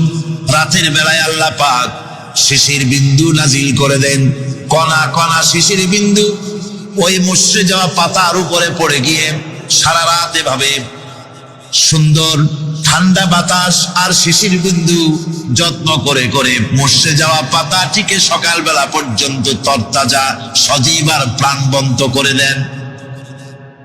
এরপরে গাছ বড় হলো, তার ভিতরে রব্বুল আলামিন ধান দিলেন, গম দিলেন, এভাবে করে যত্ন করে তার শুরু থেকে শেষ পর্যন্ত প্রত্যেকটি গাছকে খাদ্য ব্যবস্থাকে আল্লাহ রব্বুল আলামিন নিজ যত্নে, নিজ কুদরতে, আপন রহমতে সবগুলিকে লালন পালন করে মানুষের হাতে তুলে দিলেন।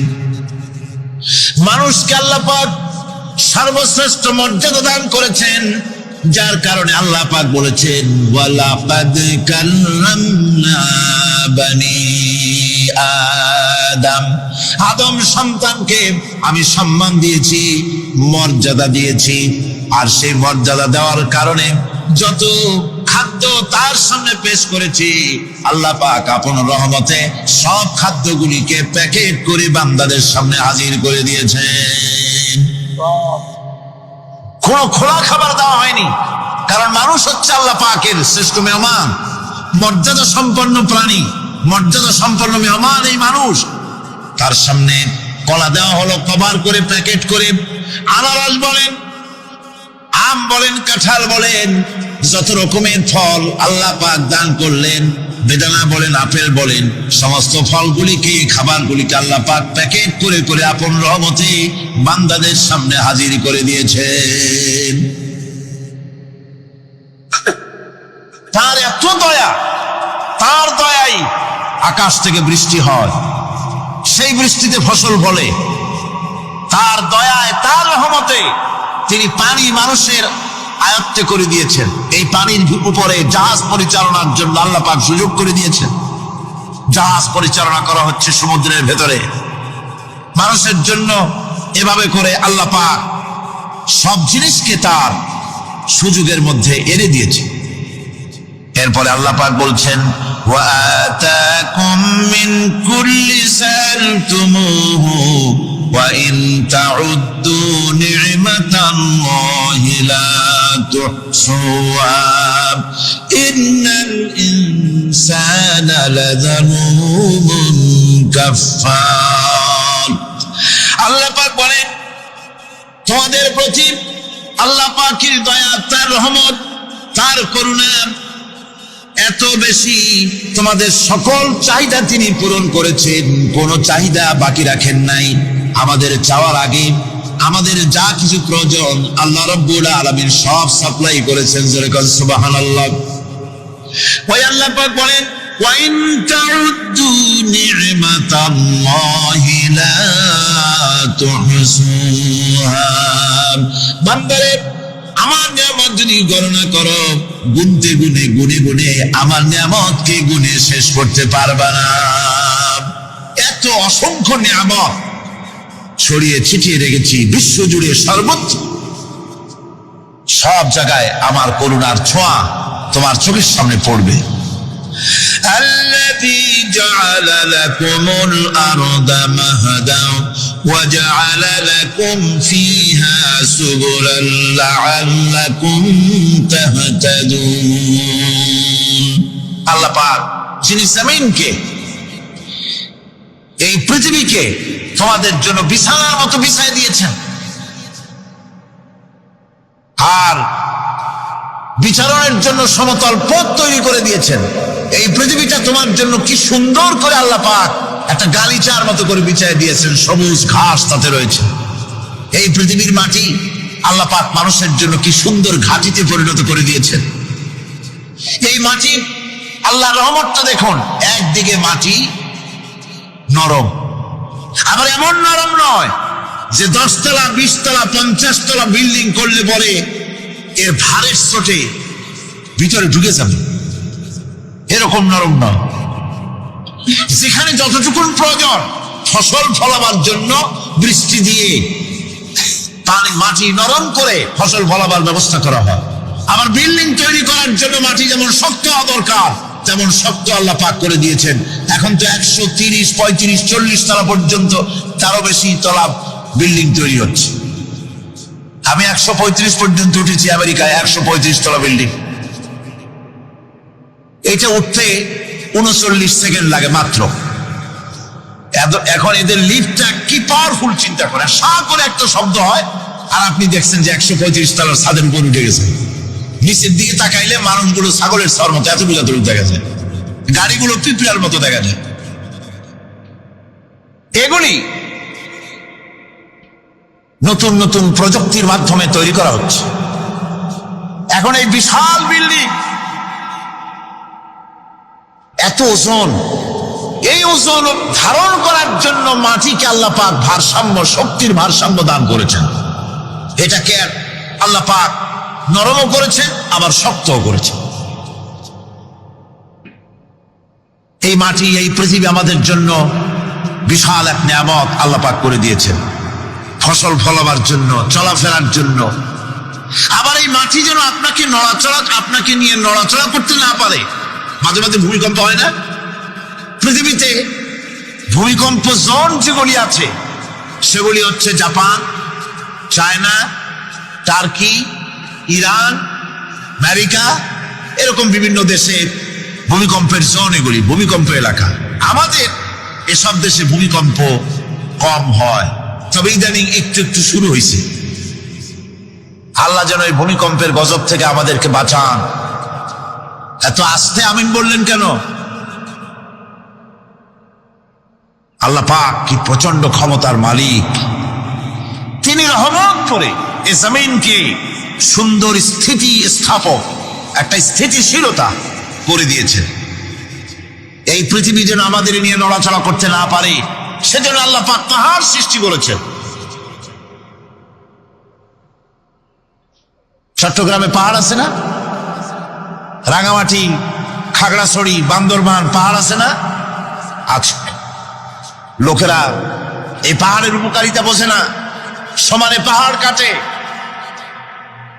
যারা পাহাড় কাটেন তারা আত্মঘাতী কাজ করেন, তারা পৃথিবীর মানুষের ক্ষতি করেন। পাহাড় আল্লাহ পাক তৈরি করেছেন আল্লাহ কোন জিনিস খেলতামশার জন্য তৈরি করেন নাই। গতকাল এই আয়াতটি আমি পড়েছিলাম, আল্লাযীনা ইয়াযকুরুনা আল্লাহা কিয়ামান ওয়া কুউদান ওয়া আলা জুনুবিহিম ওয়া ইয়াতাফাক্কারুনা ফি খালকিস সামাওয়াতি ওয়াল আরদ রব্বানা মা খালাকতা হাযা বাতিলা। নিরর্থক করে আল্লাহ পাক কোন জিনিসকে তৈরি করেন নাই। আল্লাহ পাক এই পাহাড় সৃষ্টি করেছেন জমিনের ভারসাম্য রক্ষা করার জন্য। সেই পাহাড়গুলি কাটতেছে মানুষ সমানে, গাছ কাটতেছে সমানে, এতে করে প্রকৃতির ভারসাম্য নষ্ট হয়ে যাচ্ছে। এগুলি সব আল্লাহ পাকের রহমত, সবগুলি আল্লাহ পাকের নিয়ামত। খালি খালি আল্লাহ কিচ্ছু তৈরি করেন নাই। ব্যাংকগুলারে জনমের মতো খাইয়া ব্যাংকের ব্যবসা করে, চীনের কাছে ব্যাংক বিক্রি করে এখন বাংলাদেশ মহাবিপদে পড়েছে। এখন ব্যাংক কোথায় পাওয়া যায় তাই তালাশ করে, কারণ এই ব্যাংকের উপকারিতা আগে জানা ছিল না। এত কীটনাশক ওষুধ ছড়ানো লাগতো না। কীটনাশক ওষুধ ছড়িয়ে জমিনের উর্বরা শক্তির 12টা বাজানো হচ্ছে। আল্লাহ পাক আপন কুদরতে আপন রহমতে অসংখ্য ব্যাংক তৈরি করে দিচ্ছে, যাতে করে অতিরিক্ত পোকামাকড় গুলিয়েরা ধরে ধরে খাইয়া ফেলে। আল্লাহ পাকের এগুলি কিভাবে নষ্ট করা হলো, আর এখন কীটনাশক ওষুধ দিয়ে সর্বনাশ করা। আর কীটনাশক ওষুধ আনা হচ্ছে ভারত থেকে, ইন্ডিয়া থেকে। ভারত থেকে কীটনাশক ওষুধ আর সার জানা হচ্ছে, তা দিয়ে বাংলাদেশের মাটির উর্বরা শক্তি আরো নষ্ট হচ্ছে। আপনারা জিজ্ঞেস করবেন চাষিদের কাছে কিভাবে নষ্ট হচ্ছে দিন। সুতরাং আল্লাহ পাক খেল তামাশায় বস্তু করে কিছুই তৈরি করেন নাই, সবগুলিকে আপন রহমতে তৈরি করেছেন মানুষের সৃষ্টি জগতের জন্যে, যার দ্বারা মানুষ উপকৃত হতে পারবে। এই জন্য তিনি হচ্ছেন রহমান। বলেন তিনি কি? রহমান।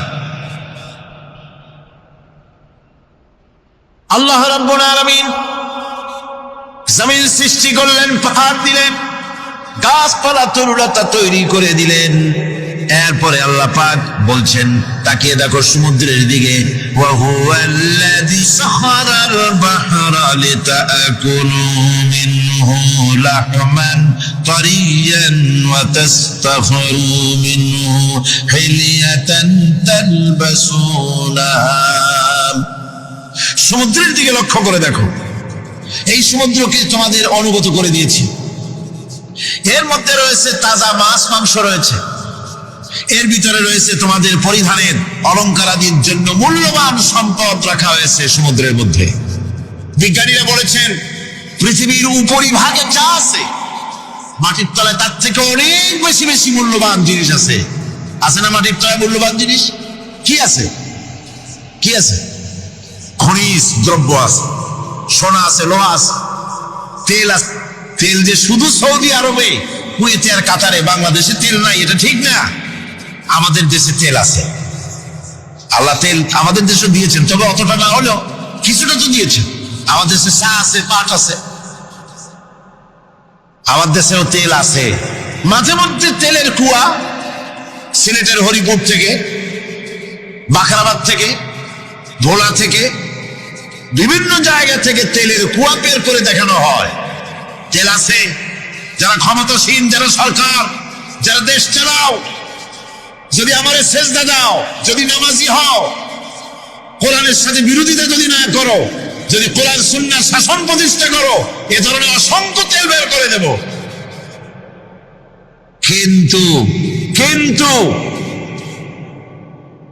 বারবার ওমরা করে, হাতে তসবিহ ধারণ করে, মাথায় পট্টি বেঁধে যদি ইসলামের সাথে নাফরমানি করা হয়, তোমাদের তেল আল্লাহ পাক বের করে ছাড়বেন।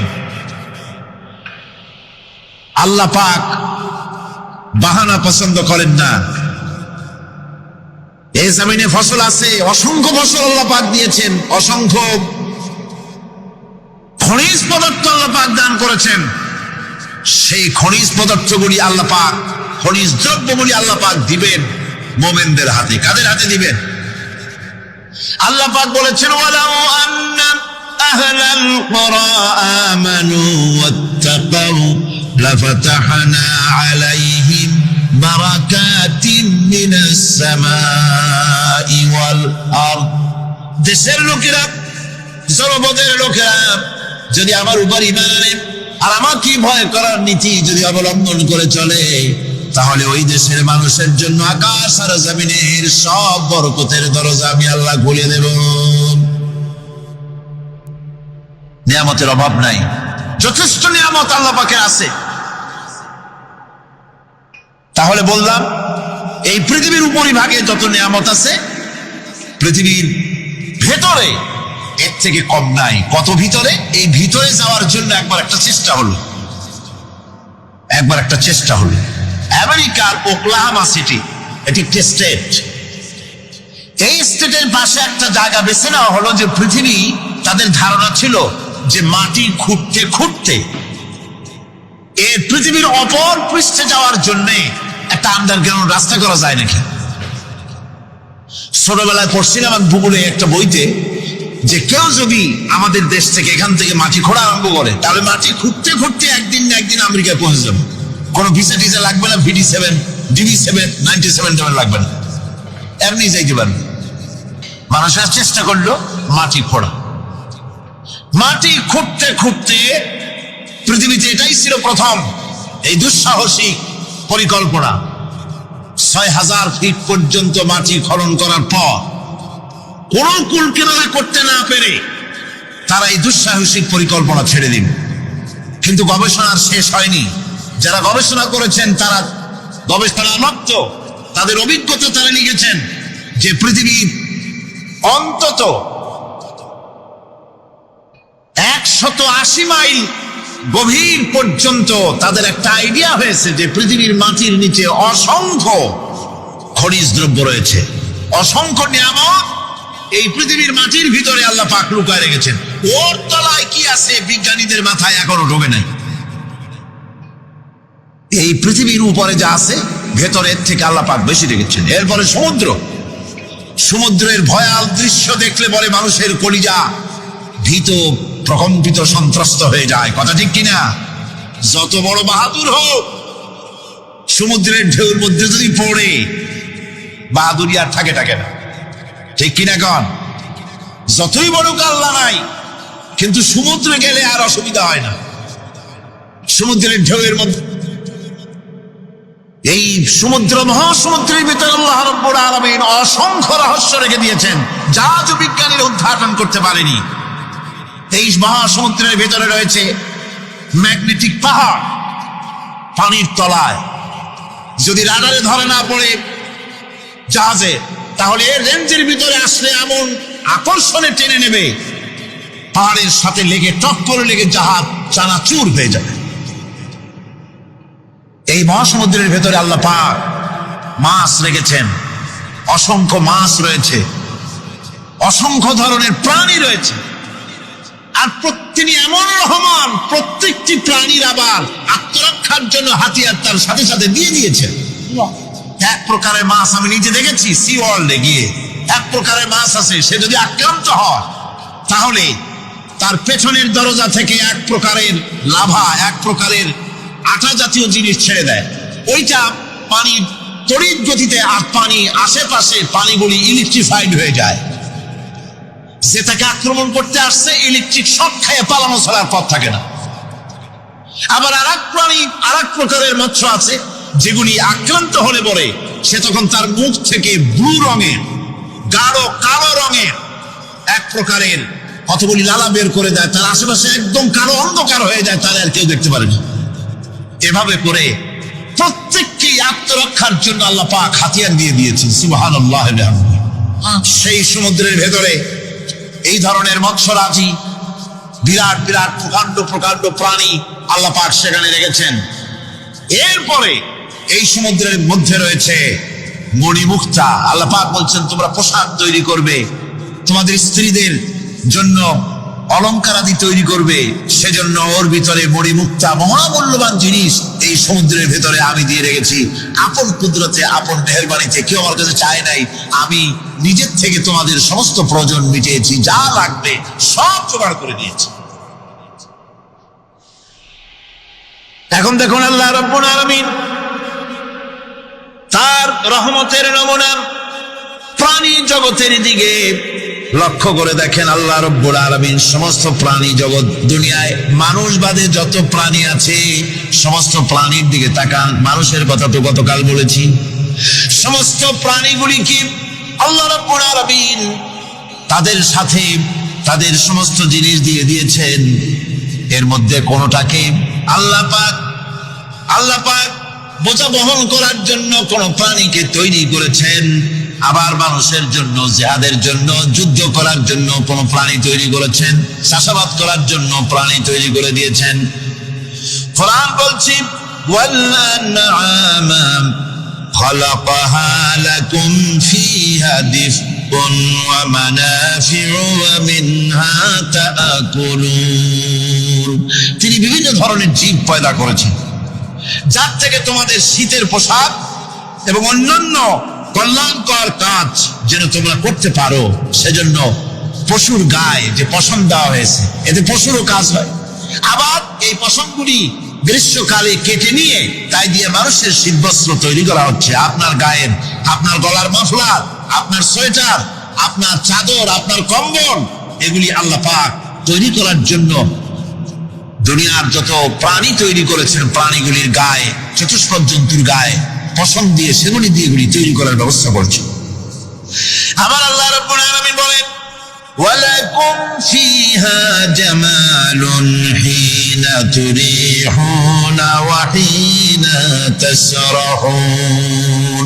যখন সেগুলি মাঠে সকাল বেলায় চড়তে নামে, আবার বিকেল বেলায় যখন পালবদ্ধ হয়ে বিকেল বেলায় যখন ঘরে ফেরে, তখন দেখার এক সৌন্দর্য এমন হয় যা সত্যি উপভোগ্য। লক্ষ্য করে দেখবেন, এগুলি শহরে কম দেখা যায়, গ্রাম্য অঞ্চলে মাঝে মধ্যে যাবেন, গ্রামের লোকই আপনারা অধিকাংশ এখানে আছেন, আপনারা দেখবেন সকাল বেলায় যখন পালে পালে গরু, ছাগল, মহিষ ইত্যাদি যেতে থাকে, সকাল বেলায় সূর্য যখন উঠে সেই সময় যখন এগুলি যেতে থাকে, তখন তার দেখার একটা দৃশ্য দারুণ লাগে। আবার যখন সন্ধ্যা বেলায় গোধূলি লগ্নে যখন সূর্য লাল হয়ে পশ্চিম দিগন্তে অস্তমিত হতে যায়, তখন শত শত গরু, ভেড়া, ছাগল পাল ধরে মাঠের মধ্য দিয়ে যখন বাড়ির দিকে রওনা করে, আল্লাহ পাক বলেন এই দৃশ্য অত্যন্ত উপভোগ্য। যারা সত্যি এগুলি দেখে, উপভোগ করে, তারা বুঝতে পারে যে আল্লাহ পাকের নিয়ামত সব দিকেই আল্লাহ পাক এভাবে ছড়িয়ে রেখেছে। এভাবে করে ওয়াতাহমিলু আসফালাকুম ইলা বালাদিন লাম তাকুনু বালিগিহি ইল্লা বিশাক্কিল আনফুস। আল্লাহ পাক বলেন এভাবে করে আমি জন্তু, জীব তৈরি করেছি, যারা তোমাদের বোঝাগুলি এক শহর থেকে আর এক শহরে, এক গ্রাম থেকে আর এক গ্রামে বোঝাগুলি বহন করে নিয়ে যায়। এভাবে আমি যদি চতুষ্পদ জন্তু তৈরি না করতাম, তোমরা নিজেরা ঘাড়ে করে, পিঠে করে এ বোঝাগুলি বহন করা বড়ই কষ্টসাধ্য হয়ে যেত। উটের পিঠে করে, গাধার পিঠে করে, গরুর গাড়ি বানায়া, হাতির পিঠে করে, কত বিরাট বিরাট বোঝা, টনকে টন বোঝা এভাবে পশু দিয়ে টেনে নেওয়া হয়। আল্লাহ পাক বলছেন এগুলি আমার রহমত। এরপরে এই পশুর ভিতরে হালাল বস্তু তৈরি করে তোমার খাবারের ব্যবস্থা করেছি। ওয়া ইন্না লাকুম ফিল আনআমি লাইবরা নুসকিকুম মিম্মা ফি বুতুনিহি মিন বাইনি ফারসিন ওয়া দামিন লাবানান খালিসান সাইগাল লিশারিবিন। তোমাদের চতুষ্পদ জন্তুর মধ্যে দেখবে বুদ্ধিমান, দূরদৃষ্টি সম্পর্ক লোক যারা, তাদের জন্য আমি এর মধ্যে নিদর্শন রেখেছি। তোমাদের দুগ্ধবতী গাভীগুলি, যার দ্বারা তোমরা দুধ পাও, এগুলি জমিনের ঘাস খেলো, খড় খেলো, আর এর দ্বারা রক্ত তৈরি হলো, পায়খানা তৈরি হলো, পেশাব তৈরি হলো। পাশাপাশি রাস্তা দিয়ে পরিষ্কার সুস্বাদু দুধ আমি আল্লাহ রাব্বুল আলামিন তোমাদের জন্য দান করেছি। এত নিয়ামত আল্লাহ পাক দিলেন, আল্লাহ পাকের বিনিময় কিছুই চান নাই। কিছু চাইছেন নাকি? বলেন কিছু চাইছেন? কিছুই চান না। দেখেন এই যে ঠান্ডা মৌসুম চলছে, এখন কি মৌসুম? শীতের মৌসুম। এই পৃথিবীটাকে আমরা আমাদের একটা রুমকে যদি ঠান্ডা করতে চাই, তাহলে আমরা কি লাগাই? রুমে এসি লাগাই। প্রত্যেক মাসে বিল দেওয়া লাগে না লাগে না? বিল দিতে হয়। একটা রুম এসি দিয়ে ঠান্ডা করতে প্রত্যেক মাসে 500, 1000, 2000, 2500 রুম হিসেবে এর ভাড়া দেওয়া লাগে, এর চার্জ দিতে হয়। এত বড় বিশ্বটা আল্লাহ পাক ঠান্ডা করে ফেলেছেন। কত বড় এসি প্লান্ট আল্লাহ পাকের, সুবহানাল্লাহ। কত বড় এসি আল্লাহ ছেড়ে দিয়েছেন। এখন ঠান্ডায় মানুষ, এখানে তো মানুষে গরম লাগে, সেই গরমে আপনারা আরাম পাচ্ছেন, যে গায়ের জামা টামা খুলে বেলাইছে, ঠিক কিনা? মানুষের গরমও একটা গরম। তাহলে আল্লাহ রাব্বুল আলামিন এই যে ঠান্ডাটা দিলেন, মজার মৌসুম দিলেন, এই ঠান্ডার জন্য আমাদের কাছে কোনো বিল পাঠান নাই ফেরেশতার মাধ্যমে। শীতকালকে পরে ফেরেশতারা কি বিল নিয়ে আসছে নাকি, যে শীতের মৌসুমে যে ঠান্ডা উপভোগ করেছো এটার জন্য বিল দিতে হবে? এবার দেখেন সূর্যের তাপ।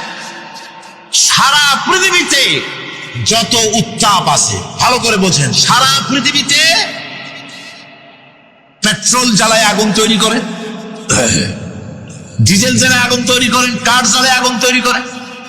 পৃথিবীর মানুষের হাতে আগুন জ্বালাবার, উত্তাপ সৃষ্টি করার যত রকমের টেকনোলজি আছে, সব যদি একত্রিত করা হয়, সূর্য প্রতি সেকেন্ডে যে তাপ বিকিরণ করে পৃথিবীর জন্য, সারা পৃথিবীর সমস্ত মানুষ এক জায়গায় হইয়া কিয়ামত পর্যন্ত প্রচেষ্টা করিও ওই 1 সেকেন্ডের তাপ তৈরি করতে পারবে? পারবে না। শুধু আল্লাহ রাব্বুল আলামিন তিনি বিরাট নিয়ামত রেখেছেন সব জিনিসের মধ্যে।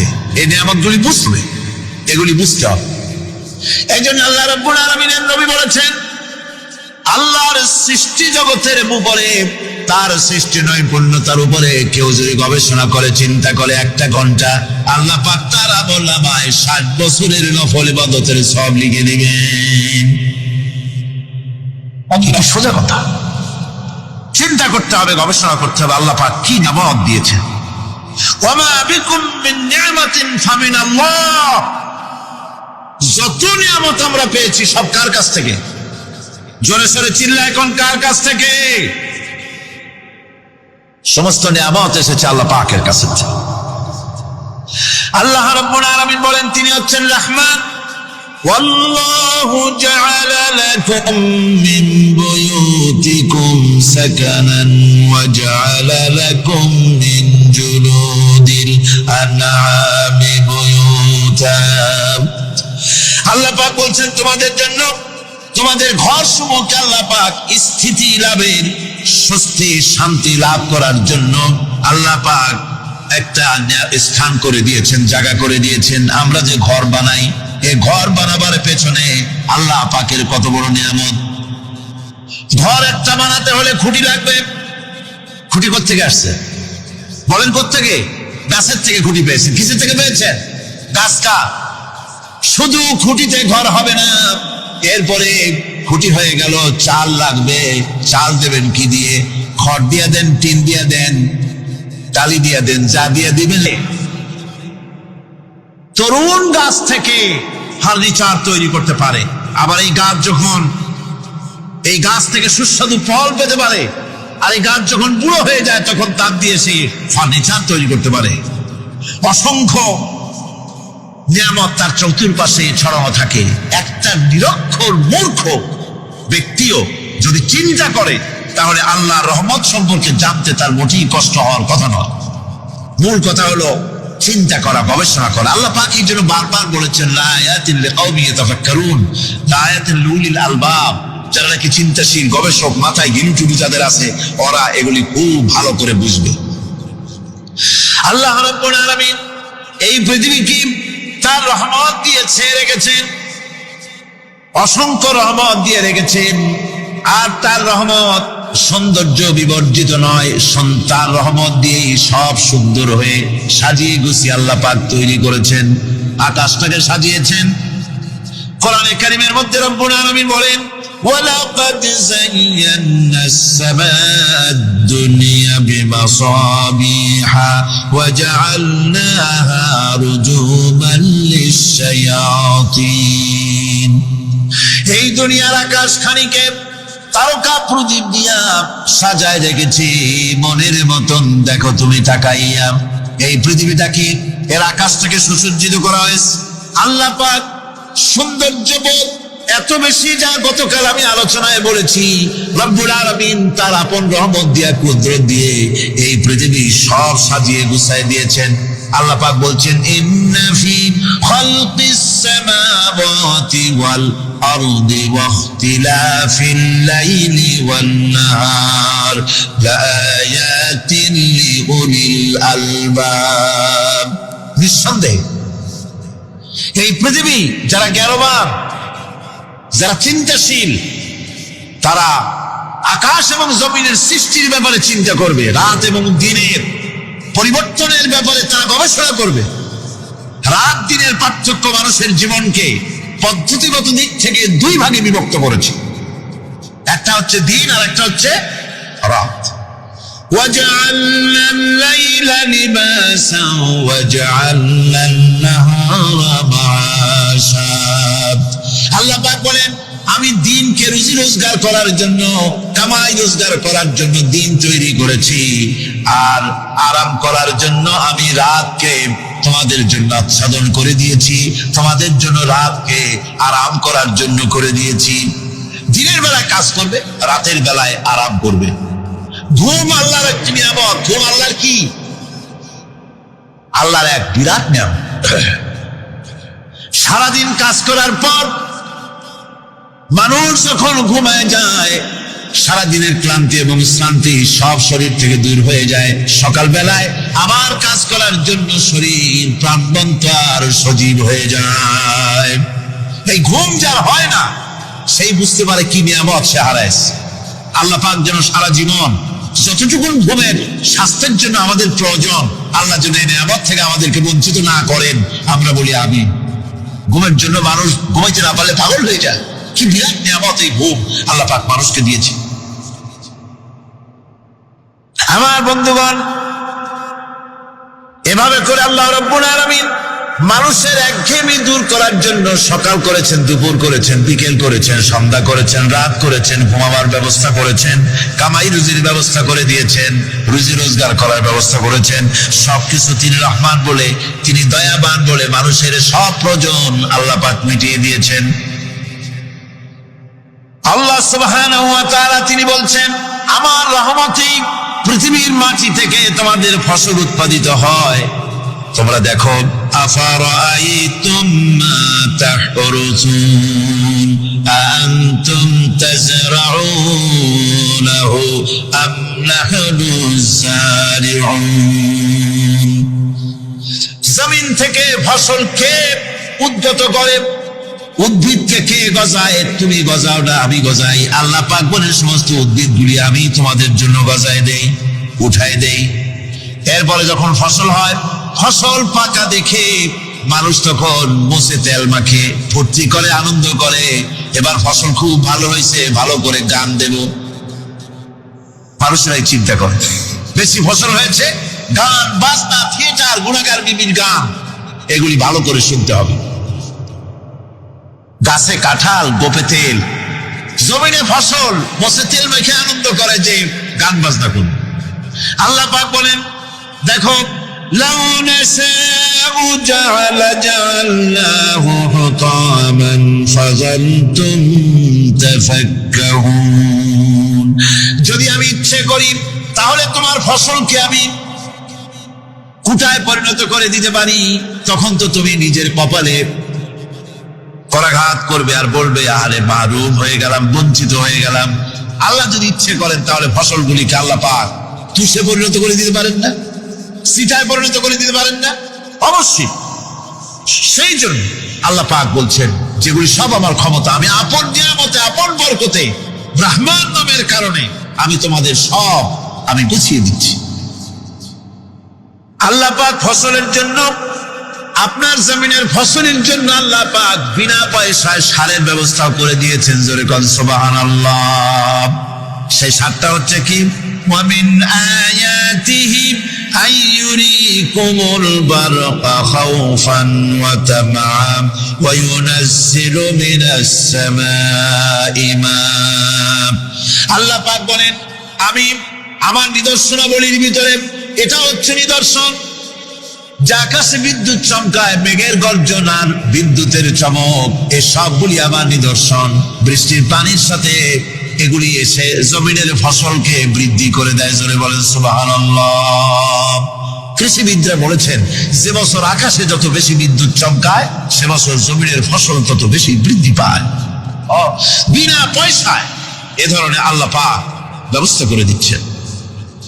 এরকম দরিয়ার মাছ, গোশত, তরি তরকারি, ফল, মৌসুম উপযোগী যা কিছু প্রয়োজন, এ সব কে দিচ্ছেন? বলেন না কে দিচ্ছেন? ওয়ামা মিন দাব্বাতিন ফিল আরদি ইল্লা আলাল্লাহি রিজকুহা। এই পৃথিবীর মুখে এমন কোন বিচরণশীল জীব নাই যে জীবের রিজকের দায়িত্ব আল্লাহ পাক নিজ হাতে গ্রহণ করেন নাই। এবার দেখেন আল্লাহ পাক আরো বলছেন, ওয়াকাইয়্যিম মিন দাব্বাতিন লা তাহমিলু রিজকুহা আল্লাহু ইয়ারযুকুহা ওয়া ইয়্যাকুম।